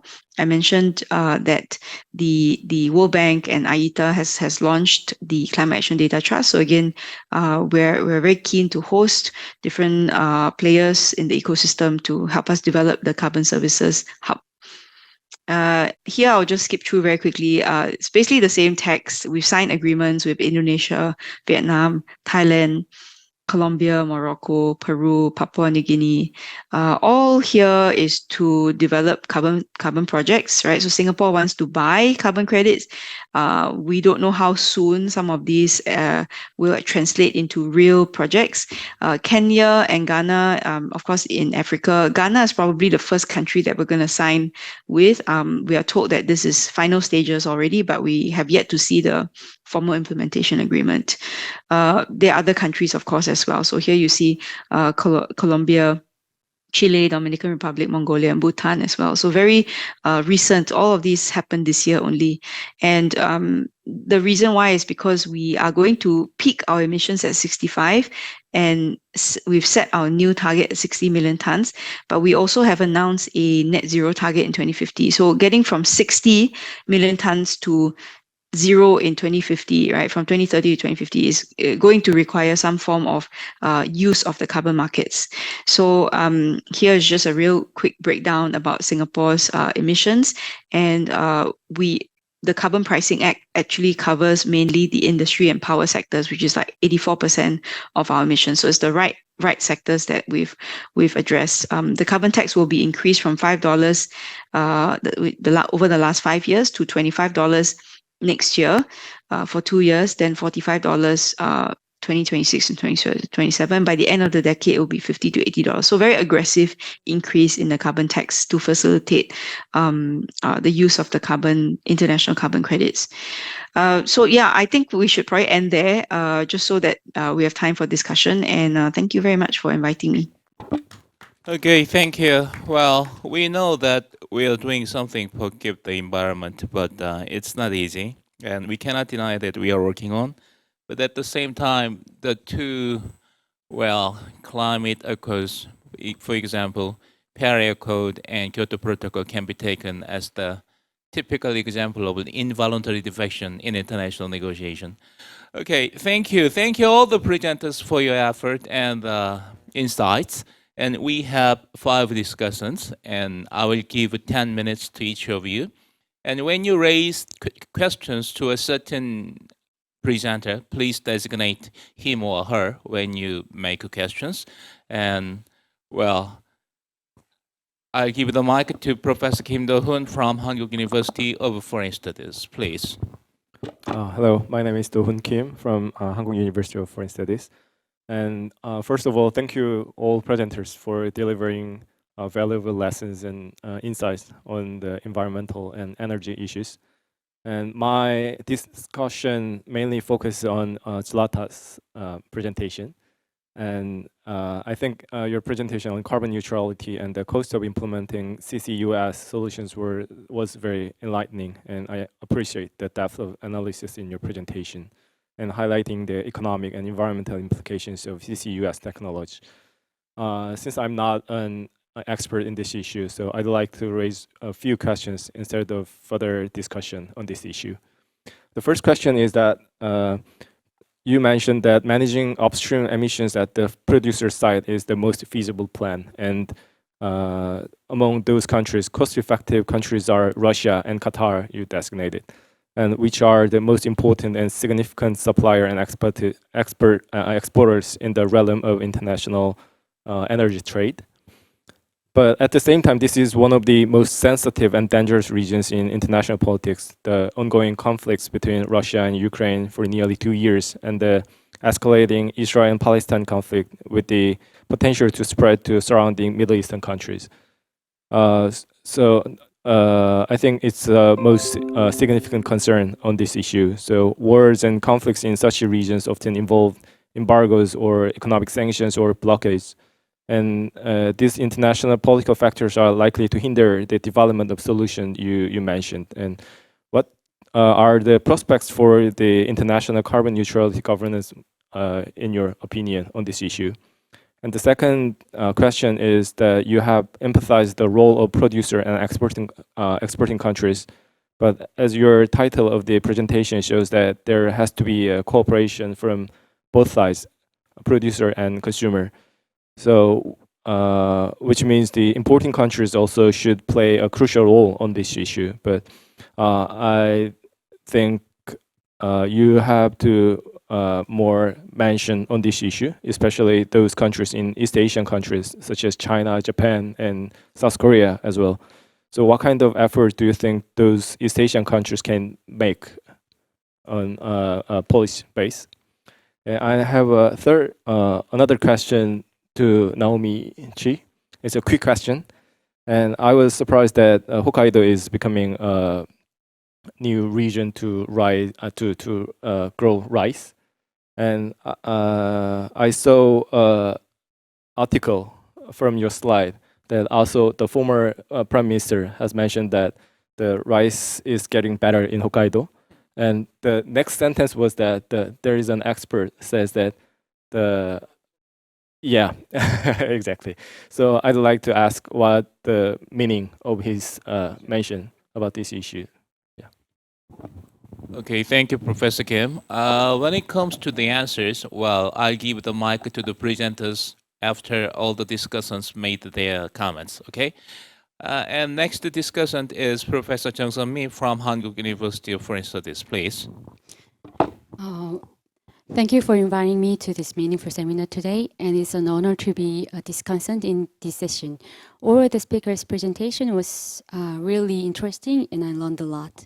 My field of study is energy politics, especially Russian energy relations. Professor Naomi's presentation was particularly interesting to me because Hokkaido's net zero policy is quite similar to Russia's carbon net zero policy in regards of forest absorption. In your article, you mentioned about the Hokkaido Forest Absorption Source Promotion Plan. So Russia's Net Zero 2050 policy is also focused on forest absorption as a method of achieve net zero by 2050. However, Russia's carbon net zero policy has been criticized for its over-reliance on carbon neutralization by forest absorption. So this is because the effectiveness of carbon neutralization by forest absorption has been questioned. Therefore, I would like to ask about the absorption capacity of Hokkaido's forest and what the Hokkaido governments do to increase forest absorption capacity. And secondly, I would like to ask you about the Japan's approaches toward nuclear power. As you mentioned, renewable energy has instability problem, so it is hard to fully cover the energy demands by renewable energy. Also, after Russia-Ukraine war broke out, energy security becoming a main security issue to the countries, including Korea. Therefore, nuclear power is once again gaining attention worldwide, including Europe and Korea, as a clean energy sources to secure energy security and cover energy demand. However, I think approach to nuclear power could be different in Japan because of the Fukushima disaster in 2011. Therefore, it would be great if you could share Japan's approach to nuclear power in a carbon neutral plan. Okay, thank you, Professor Zhang. And maybe Professor Chi gets a lot of questions now.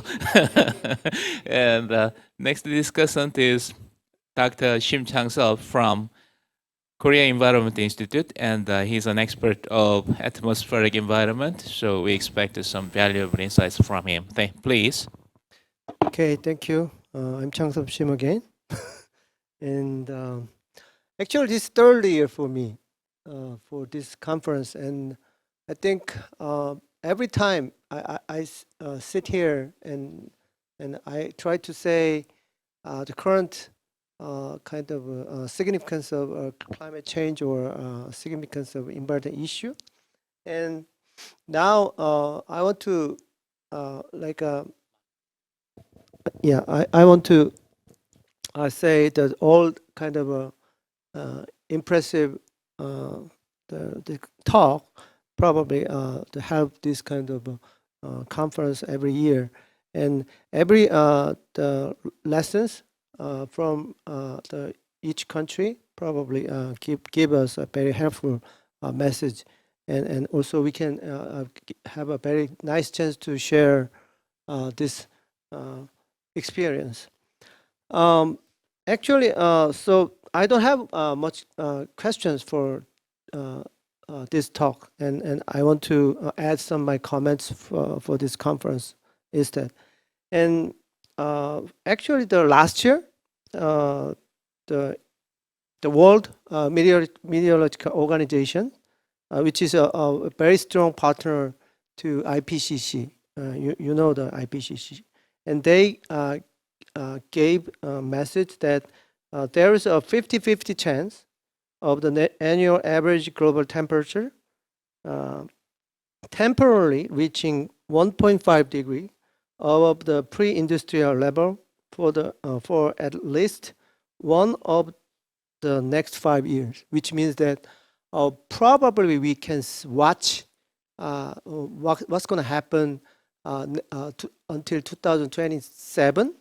We can watch, we can fail or success our goal of reaching our goal below 1.5 degree.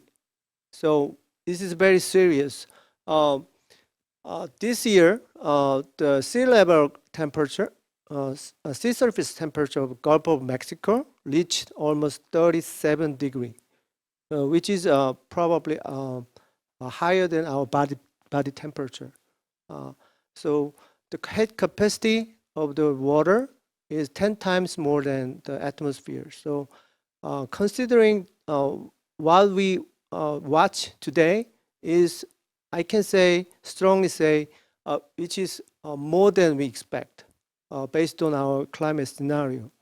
And so we probably may take this message very seriously. So that's I want to add this point. And also I want to share some main strategy to reach the carbon neutrality, because our the topic of this conference is carbon neutrality for international issues. And first thing is we have to adjust our the policy for renewable energy. From the recently the Nature published a paper which said probably next 30 years the solar power energy is going to be dominant, which is a very interesting projections, but this is probably very reliable message from because this is the Nature published that paper. And for me, which is not simple, because we sacrifice in Korea a lot of land and a lot of mountains for the solar energy, and the reverse impact is also we can watch these days. So like so we have to think about the panel recycles and efficiency of the solar power, which is very different from the country. So that has to be also considered. And also in Korea, like I said, we have very limited land area. So in Korea, we have to apply the solar panels in the buildings instead, and not for the natural land, which is a very important message. And also we need wind power as well. And we already invest a lot of money in coastal area already, and which is kind of personally very painful, because these days, like Japan and Europe, they invest more in the advanced technology, which is offshore wind power, which is less environmental impact and less like ecosystem impact, and which is more we can get more wind power. So like that, we have to reduce the trial and error, and that may helpful and to reduce our loss of investment. And second strategy is that we do not want to sacrifice the natural resources due to the carbon neutrality. So like I said, we have to save forests and mountains and green fields, and we do not want to sacrifice those things due to the development of renewable energy. So the third strategy is our carbon neutrality the policy should go with the recycles of materials. So for example, Korea is a leading country in terms of ESS. You know what is ESS, like batteries and energy storage systems. And we produce a lot, but we still do not fix the policies for the recycle of those materials, which is going to be another huge waste in the future. So that's why we have to also rapidly set up those recycles policies, and that's going to be another a very tight issue with our future. For example, we already catch a lot of fine plastics in the ocean, and I heard that some like international paper published that in the Arctic area, in the air, they captured the fine plastics already. So that means this kind of plastics probably impact huge in the future in our health. So in those facts, we have to reduce the classical plastic productions, and we have to think another way to go for the sustainable development. Thank you. Thank you, Dr. Shim. Well, he made comments regarding the general statement of nature preservation, and we agree that we should reduce the trial and error, but so that's why we are here, as a way of improving the ways of supranational cooperation and reaching carbon neutrality. Okay, the next discussant is Professor Lee Sang-hyun from Jeonnam National University. I give mic to him. Thank you. Okay, I'm Sang-hyun. I'm a political scientist. My specialty is Latin American political economy, focusing on energy and mining sector. First of all, thanks all presenters for your wonderful presentation. I'm impressed by depth and relevance of your research. I found out there are many strong and interesting points from your presentation. So I'd like to discuss all these points now one by one. However, due to time constraint, I'd like to focus on a specific question to Dr. Chen. Yeah, Dr. Chen, how do we apply your research to other countries like Korea, considering many aspects of political economy to determine energy policy? For example, both Korea and Taiwan have a highly energy consuming, industrialized, and export-led economy. So in this situation, it is really difficult to raise energy price, including electricity price, right? So how do we balance between urban energy governance, which you propose, and the economic development strategy? So could you tell me, is there any innovative solution for this policy making? Is that all? Okay, thank you. So Professor Yi raised questions regarding the applicability of Taiwanese case to Korean case. So the last discussant is Mr. Sakaguchi Hiriko from Mainichi newspaper. He's a journalist, and he will raise questions with the viewpoints of a journalist. Please. Thank you very much, and I'm Hirohiko Sakaguchi of Japan's Mainichi newspapers. I'm so honored and to be here, and I'm very much happy with coming to this beautiful Yeosu for the first time in my life. And mainly, I have two questions focusing on one is wildfire, and another is local government role. Simply because I'm a journalist, I would like to tell you a story based on my coverage. I reported wildfire occurred at the Inansa Mountain, which is very much popular in Seoul, in April of this year. I actually went to the site and I was really surprised. It smelled very scorched and the trail was completely burned. Not to mention economic damage, the impact on the ecosystem was enormous. The emission of air pollutants was also severe. The temperature rises, wildfires naturally increase too. Many wildfires around the world symbolize the seriousness of climate changes.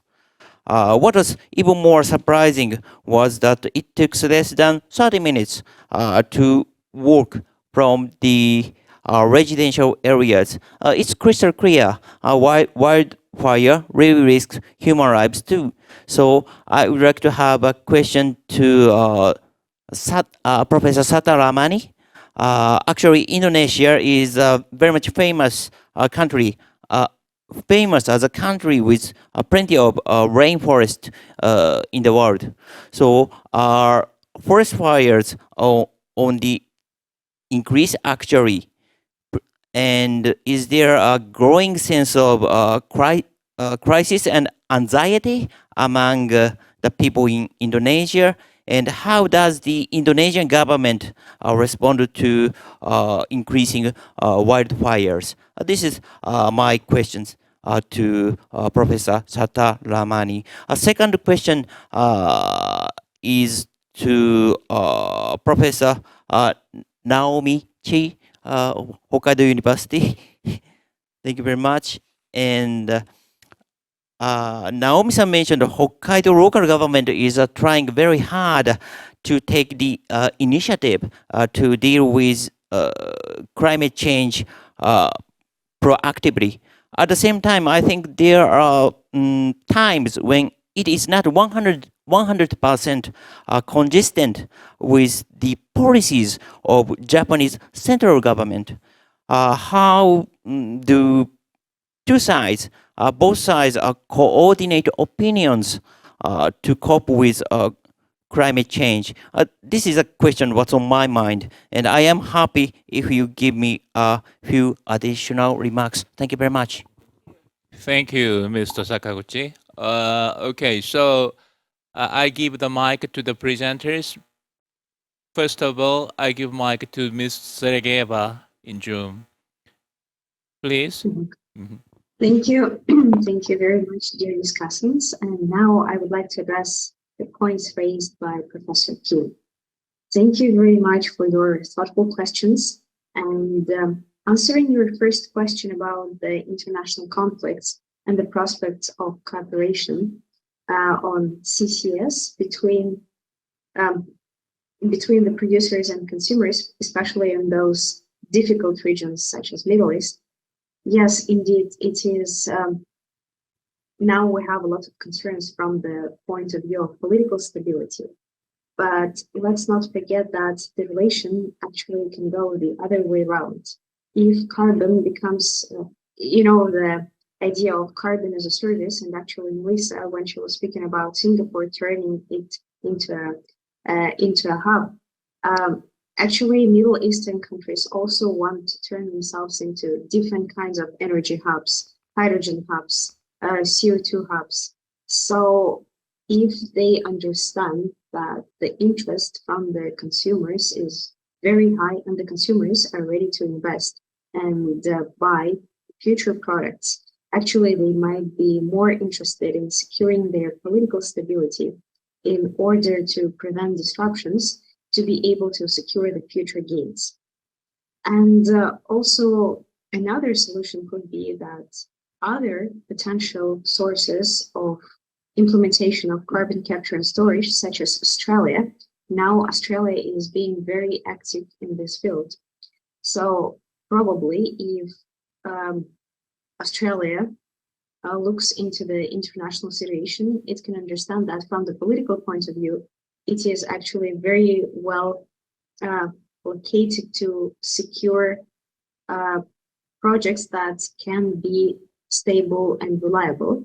So yes, the costs of implementing CCS are much higher, but probably Australia and the other producers and consumers would go that way to make sure that the project takes place no matter what. However, let's remember that Qatar, for example, it exported 21% of LNG globally in last year, 2022. So if its political stability gets disrupted, it's not only the question of the future projects, but also it will severely affect the energy security of the whole world in the current energy system as we have it now. Speaking about the cooperation of producers and consumers, and especially the role of importers in ensuring the global standards, I think that actually these are the importers, the consumers, who should play the leading role right now, because they, through regulation, they can set the example and sort of set the benchmark for all industry participants by explaining what they want to see. I think Japan right now is actually playing a very prominent role in this, because Japan was the first country who, on the semi-government level, claimed that it is going to be welcoming carbon neutral LNG. Because, as you know, after the commitment to become carbon neutral by 2050, by the Prime Minister, actually Japanese gas industry followed this commitment and issued their own statement that they would want to become carbon neutral by 2050. And they even developed a roadmap how to get there, where they highlighted that carbon neutral LNG is going to take approximately 5% of the resulting energy of the resulting gas balance. And also importers can participate in projects together with the producers. Again, the example of Japan, they want to develop e-methane, and that's why they form, like several Japanese producers formed a consortia that is going to develop a feasibility study in the US together with the potential producers of methane to invest together and to explore the options for this new fuel. So the role of importers or of consumers should be both regulatory and also the financial. Thank you so much. I hope I answered your question in the time. Thank you, Ms. Sergeyeva. And we have more time to talk about that when we finalize the manuscript that you, well, submitted today. Okay, so I give the mic to Dr. Sitaramani. Yeah, but, well, you can answer your questions, and if you want to make some comments, please. Okay. Hello.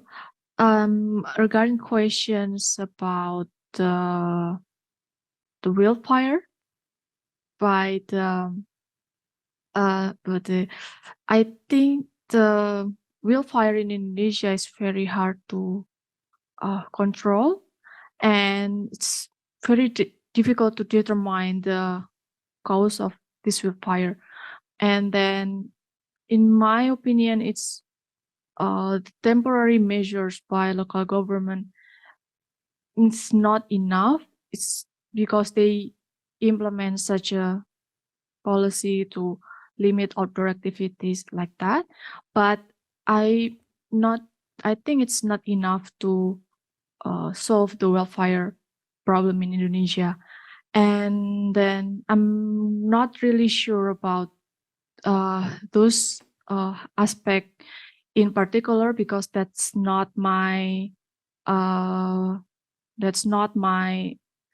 area of research. But yeah, I would say that the local government is not too much about this wildfire problem. Thank you. Yeah, water supply is needed to solve the problem. Okay, so, and I give the mic to Ms. Melissa Lowe, and if you want to make any comments and if you want to answer questions, please. Thank you.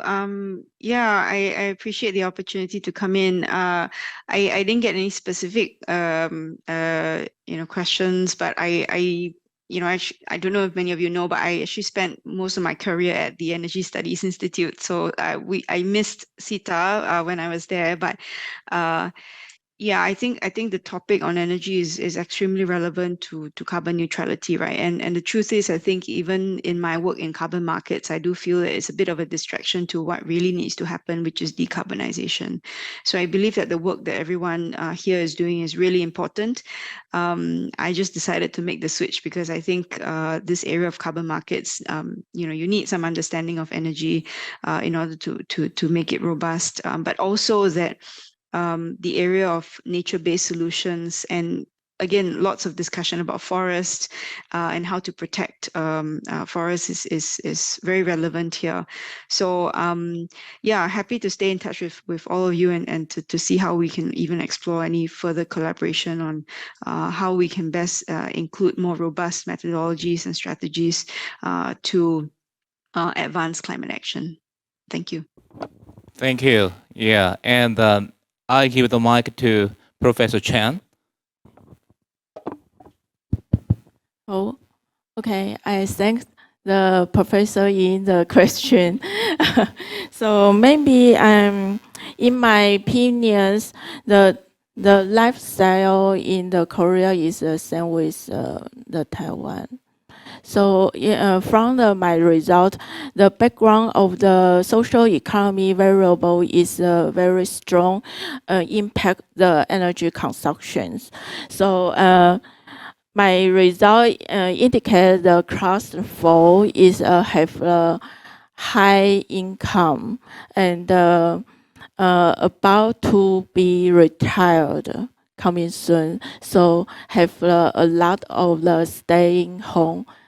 So uses the energy of the appliance. So maybe the lifestyle transitions is very challenging in the Taiwan and the Korea. From the Taiwan, the governments maybe adopt the electric price in the apart. this year, but the no action for the occupant behavior in my questionnaire the survey. So maybe in my opinions, I recommend the decentralized renewable power plants is useful for the civic engagement. Is a stronger impact the energy policies than the adopt the lifestyle transitions. Maybe in the Korea, you can recommend the overall a lot of the rooftop PVs development in the buildings to set up the decentralized energy systems for the every stakeholders is a very useful the reduce GHG emissions in this issue. This is my opinions. This very useful in the Taiwan. Okay, and on the other hand, I will feedback the Professor John from the KEI. In the Korea have a very mountain to set up the solar power plant, but in the Taiwan, the license of the land use is very difficult from the stakeholder. So I recommend the Professor E is developing the rooftop, the PV is very useful in the Taiwan. So this pathway is maybe the useful in the Korea. Okay. Okay, thank you. Yeah, anyway, electricity. Yeah, and well, a lot of questions and a lot of answers can be here. Professor Chi. Okay, first of all, thank you so much, everyone, for your questions and comments. I will take them one by one. The first question by Professor Kim.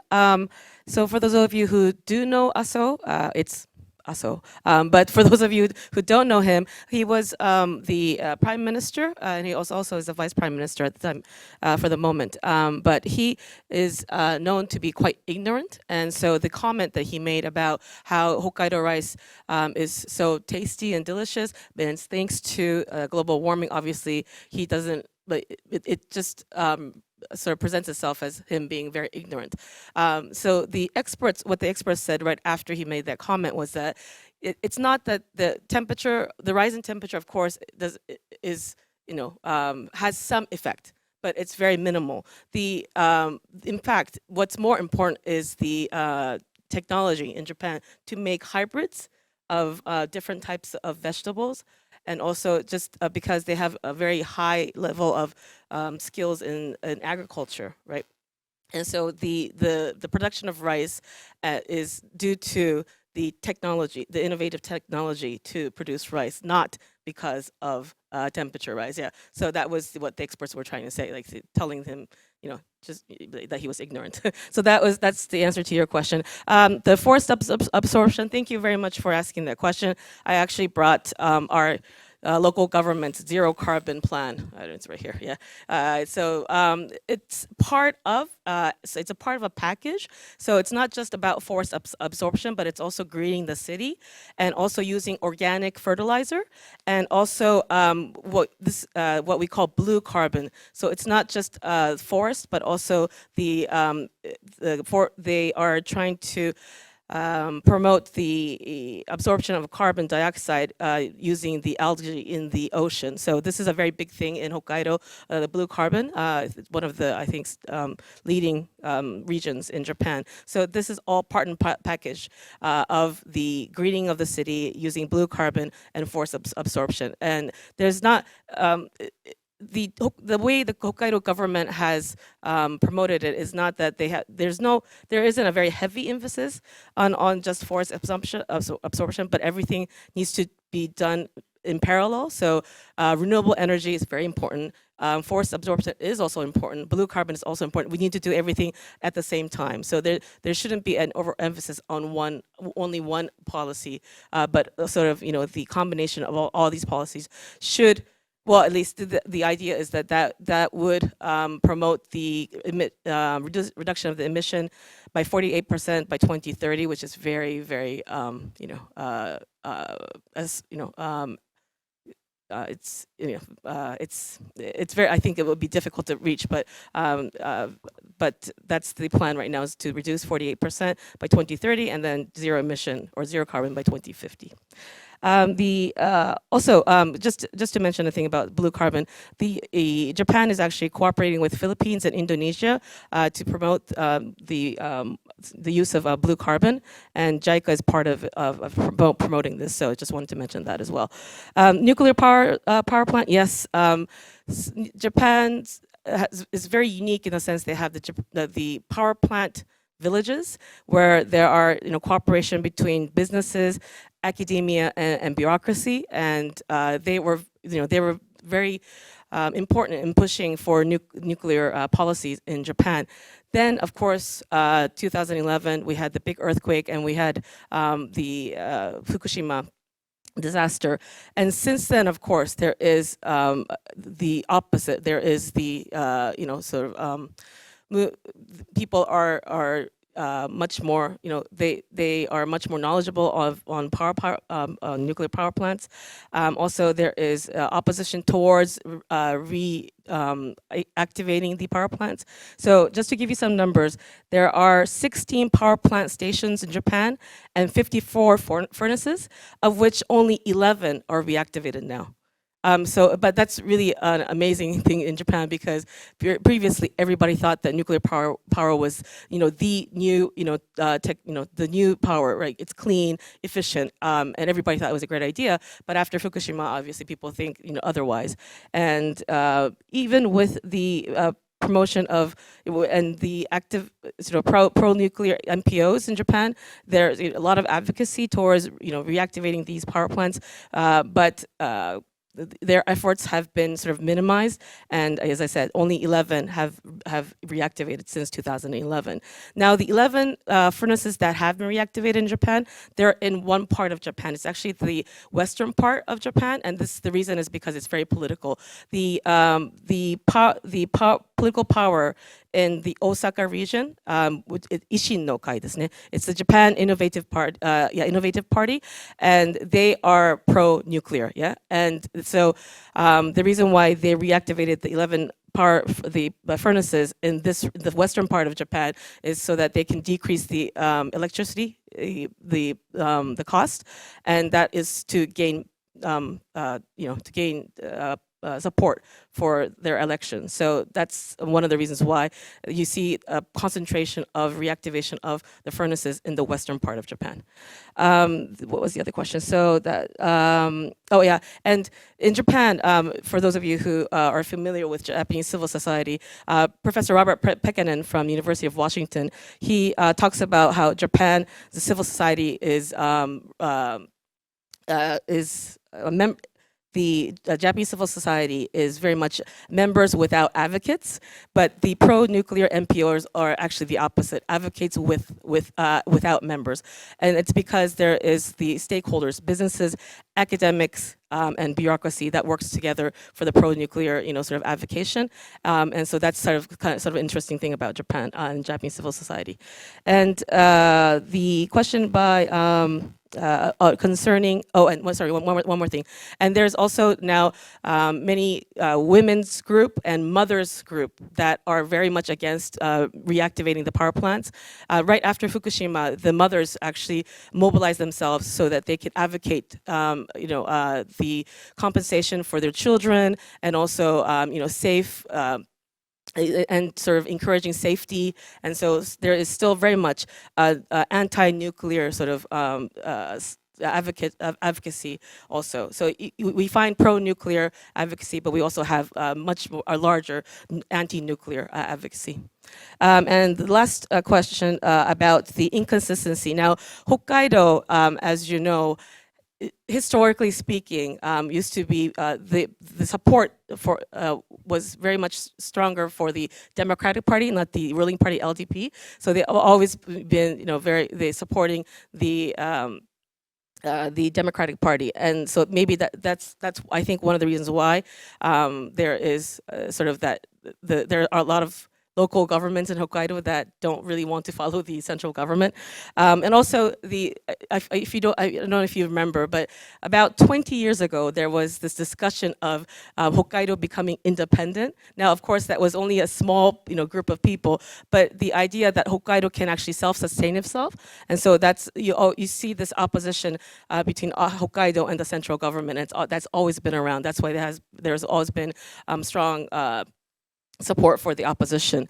And many of the Hokkaido local governments, they try to rely less on government subsidies and try to create their own innovative ways. And that's one of the things I think is really interesting about Hokkaido is that they try, I mean, not all local